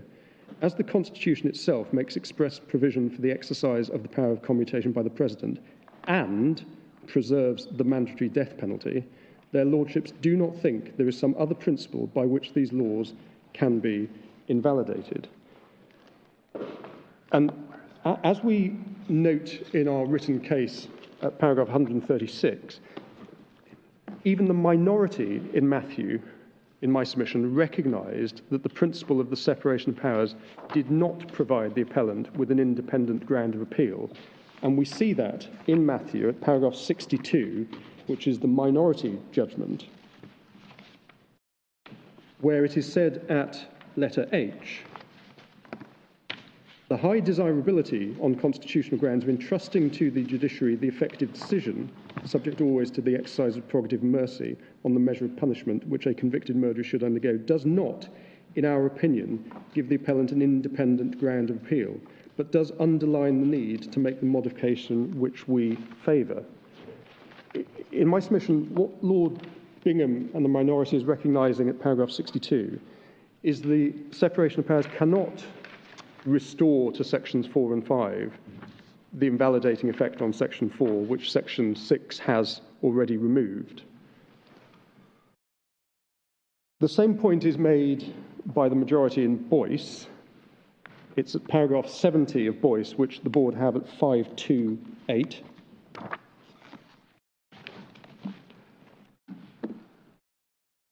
Picking it up again, 5 lines into that paragraph, to say that a constitution is based upon this is an extravagant proposition. To say that a constitution is based upon the principle of the separation of powers is a pithy description of how the constitution works. But different constitutions apply this principle in their own ways, and a court can concern itself only with the actual constitution and not with what it thinks might have been an ideal one. All that matters is whether the mandatory death penalty and executive clemency are in accordance with the Constitution of Barbados. In their Lordship's opinion, they are. As well as, in my submission, being consistent with what is said by the board in Matthew and Boyce, the respondent submissions are on all fours with the board's judgment in the case of Lendor, in which the board held, in that case, that section 87 of the Constitution, which concerned executive clemency, which is an entrenched rule of the Constitution, was not inconsistent with the principle of the separation of powers. If I can just ask my lords, my lady, to turn up Lendor, it's page 3194.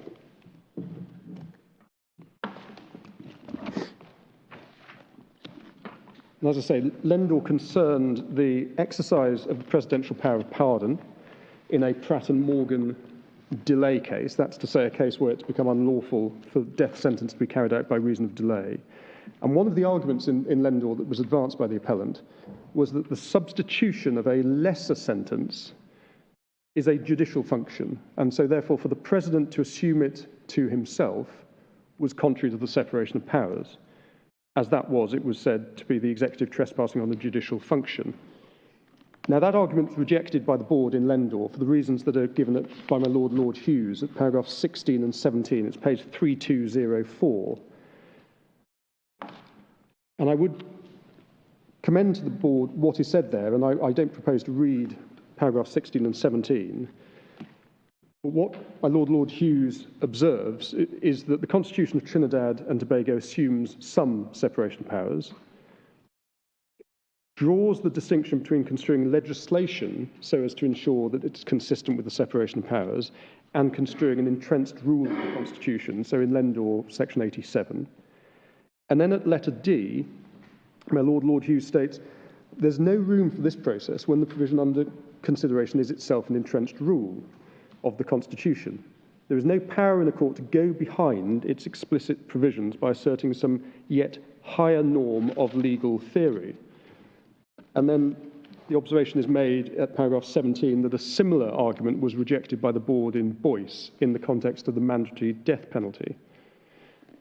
Now, similarly, in our submission,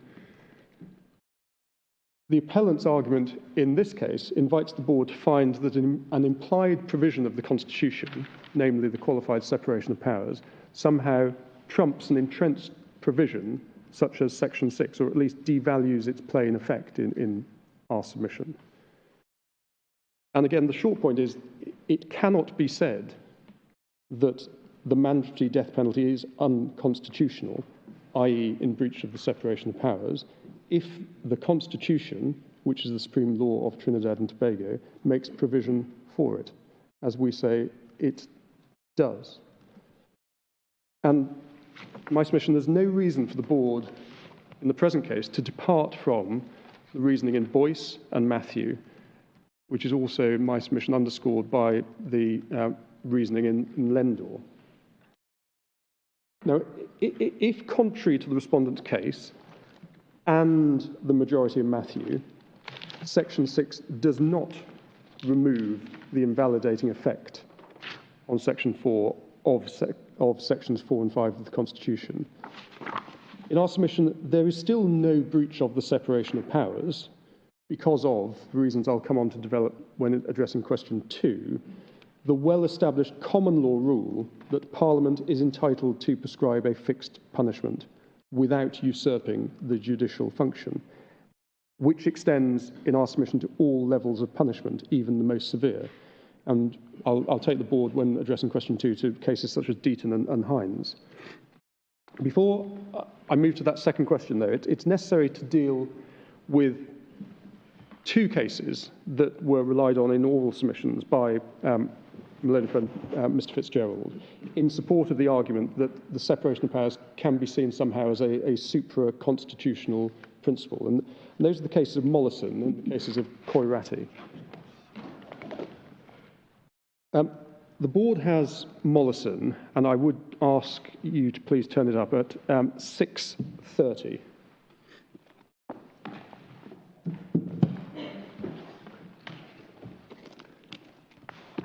Now, Mollison was an appeal from Jamaica and concerned a challenge to the detention of juveniles during the Governor-General's pleasure. The impugned law, we can see this from paragraph 3 of the judgment, it's 626, was Section 29 of the Juveniles Act, 1951. And the two main issues are set up slightly higher up the page at letter B. First, whether the sentence of detention authorised by Section 29(1) is compatible with the Constitution. And then secondly, if not, whether the terms of the Constitution protect it against challenge. Now, a key feature of the sentence passed under Section 29 was that the decision on release is entrusted to the Governor-General as a member of the Executive. And Section 29, subsection 4, had that express effect. And as the board noted at paragraph 6 in Mollison, thus, while a judge passes sentence, it falls to the Executive to determine the measure of punishment which an individual detainee will undergo. And following cases such as, in particular, Anderson, it is clear that that is a sentencing function. And as my Lord Hughes observed yesterday, the complaint in Mollison was that a sentencing function had been passed to the Executive. So a distinctly different complaint that is made in the present case that focuses on the legislature. It was conceded by the DPP in Mollison that Section 29 infringed certain fundamental rights, and we can see that at paragraph 11, which is page 630. Those rights being Section 15(1)(b) and Section 21, so namely deprivation of liberty and the right to a fair hearing. But a challenge based on the infringement of those rights was prevented by the Savings Laws Clause in the Jamaican Constitution, which is 26, subsection 8. And for that reason, as is noted by the board at paragraph 12 of the judgment, the primary attack on Section 29 was based on its incompatibility with the separation of judicial from executive power. And what is noted at paragraph 12 is that this might look like an ambitious contention, was it not for what was said by Lord Diplock in the earlier case of Hines. And so one therefore needs to look at Hines in order to understand the basis, in my submission, of the decision in Mollison. And so if I can ask the board to turn up Hines, it's 2680.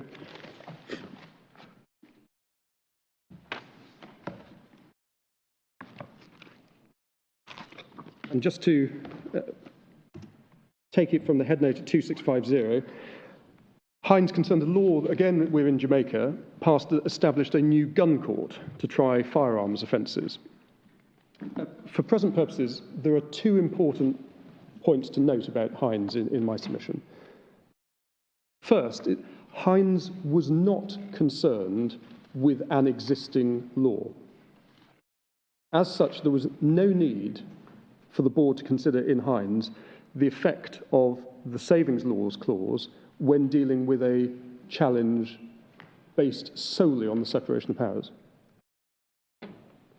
Second point to note about Hines is that it concerned a situation to which no specific section in Chapter 3, so that's the Fundamental Rights chapter in the Jamaican Constitution, was directed. And we can see that from page 2672 of the judgment at letter G. So unlike the present case, which in my submission properly analysed is an attack on Section 4 of the Offences Against the Person Act, because it is incompatible with specific rights protected by Sections 4 and 5 of the Constitution, in Hines the challenge was essentially on the basis that Parliament had no power to transfer from the judiciary to a newly formed review board a discretion to determine the severity of punishment. In other words, it was a pure separation of powers challenge, and one that could not have had recourse to the fundamental rights provisions in Chapter 3 of the Jamaican Constitution. And the board held in Hines that Section 8 of the new Gun Court Act and the section establishing the review board were unconstitutional and void. If I can ask the board to have a look at Lord Diplock's reasoning, it's 2680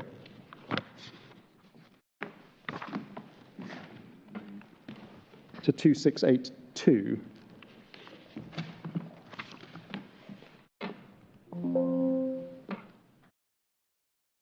In particular, and I'm not proposing, it's 2680 starting at letter G through to 2682 ending at letter B, and I'm not proposing to read those passages, but specifically to highlight what is said on 2681 at letter D. Central reasoning of Lord Diplock: what Parliament cannot do consistently with the separation of powers is to transfer from the judiciary to any executive body whose members are not appointed under Chapter 7 of the Constitution a discretion to determine the severity of the punishment to be inflicted upon an individual member of a class of offenders. So reason went to Hines is because the principles are said to have been applied in Mollison. So if I can now return to Mollison, which is back at EB 630, and at 630, the board in Mollison quote 631, Lord Diplock's reasoning in Hines. Then over the page 632, what it says at letters B to C, said there appears to be no reason why, subject to the other arguments considered below, the reasoning in Hines does not apply to the present case.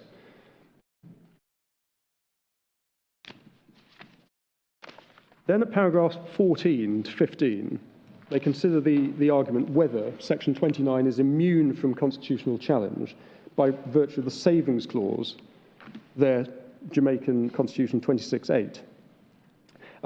What is said at the beginning of paragraph 15 is important in my submission for present purposes, as it appears to have been conceded by the DPP in Mollison that the savings clause could not be relied on to defeat a challenge that did not depend primarily on incompatibility with fundamental rights provisions. Now, whether it was conceded or not, the point was certainly not argued by reference to the savings clause in 26.8. And what we can see from the rest of paragraph 15 and over the page to 633 is that rather relying on the savings clause in 26.8, the DPP relied on Section 4 of the Jamaican Order in Council, which at 633 letter C,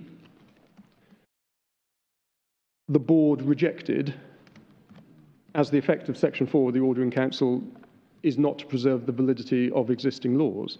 And so you then have the finding that the board makes at letter E on page 633, that Section 4 of the Order in Council could not be relied on to defeat the challenge based on the separation of powers. Now, in my submission, the ratio of Mollison and Hines is that Parliament cannot, consistently with the principle of the separation of powers, transfer from the judiciary to an executive body a discretion to determine the severity of the punishment to be inflicted upon an offender.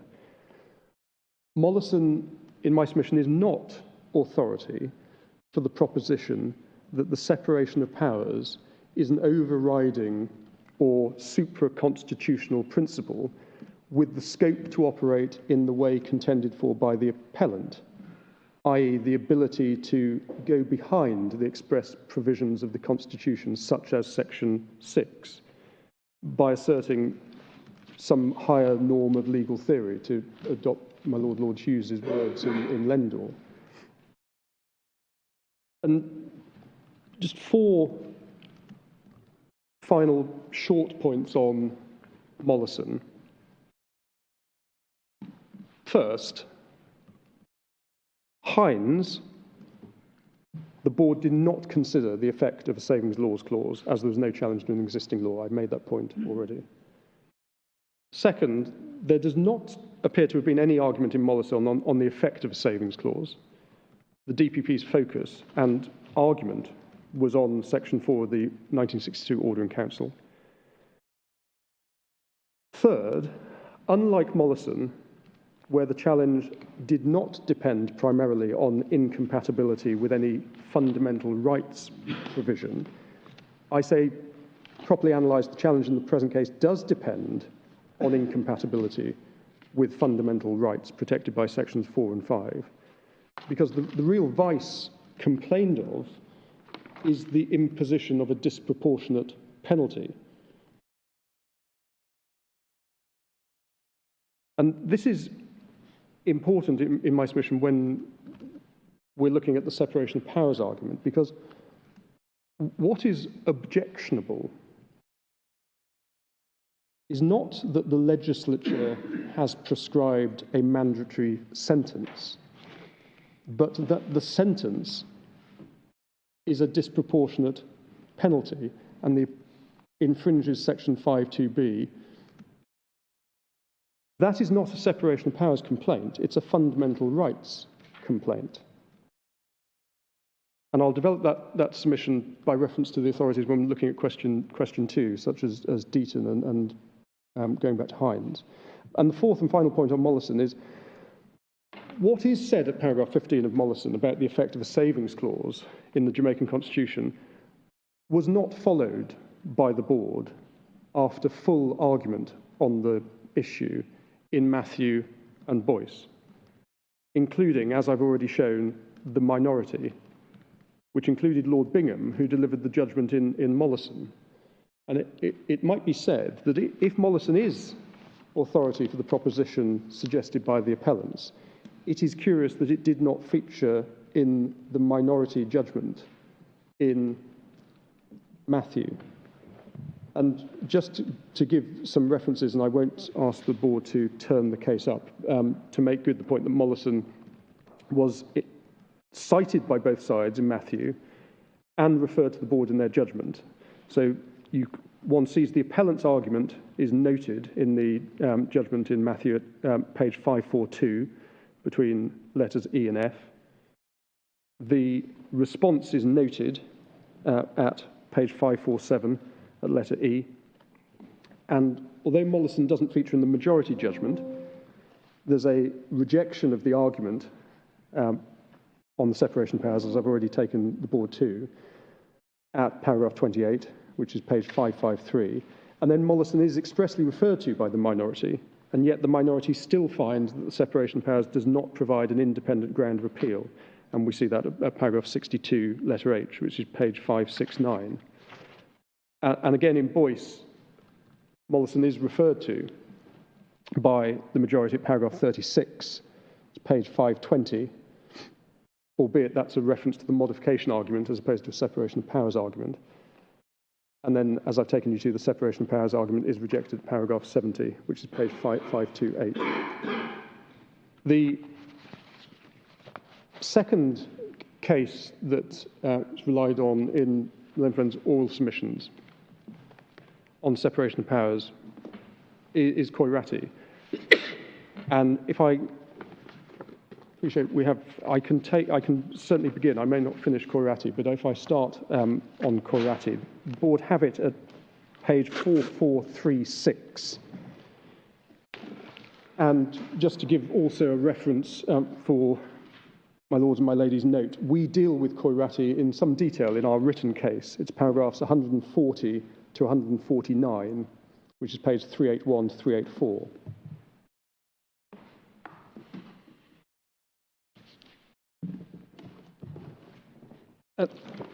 Koirati concerned an appeal by the state of Mauritius against a decision of the Supreme Court of Mauritius that a statutory provision and amendment to the Constitution, which had the combined effect of removing from judges the power to decide bail in specified drugs cases, were void since they infringed Section 1 of the Constitution of Mauritius that declared Mauritius shall be a democratic state. Now, there's 4 points that the respondent makes about Koirati. The first is the critical importance in Koirati of Section 47.3 of the Constitution of Mauritius. The board can see 47.3 set out in paragraph 16 of the judgment at page 4449. And Section 47.3 provides that a bill for an Act of Parliament to alter the provisions of Section 1 of the Constitution shall not be passed unless the proposed bill has been first approved by 3/4 of the electorate in a referendum and has been supported at the final voting in the Assembly by all members of the Assembly. And at paragraph 16 of the judgment, Lord Stane described Section 47.3 as an exceptional degree of entrenchment. And the first point we make, there is no similar provision in the Constitution of Trinidad and Tobago. The second point to note in respect of Koirati is the critical question was framed by Lord Roger at paragraph 28 of the judgment. That's at page 4452. Namely, whether by purporting to insert Section 5, subsection 3A into the Constitution, Section 2 of the 1994 Act had in substance sought to alter the form of democratic state guaranteed by Section 1 of the Constitution. To put it another way, did the constitutional amendment alter the form of democratic state guaranteed by Section 1?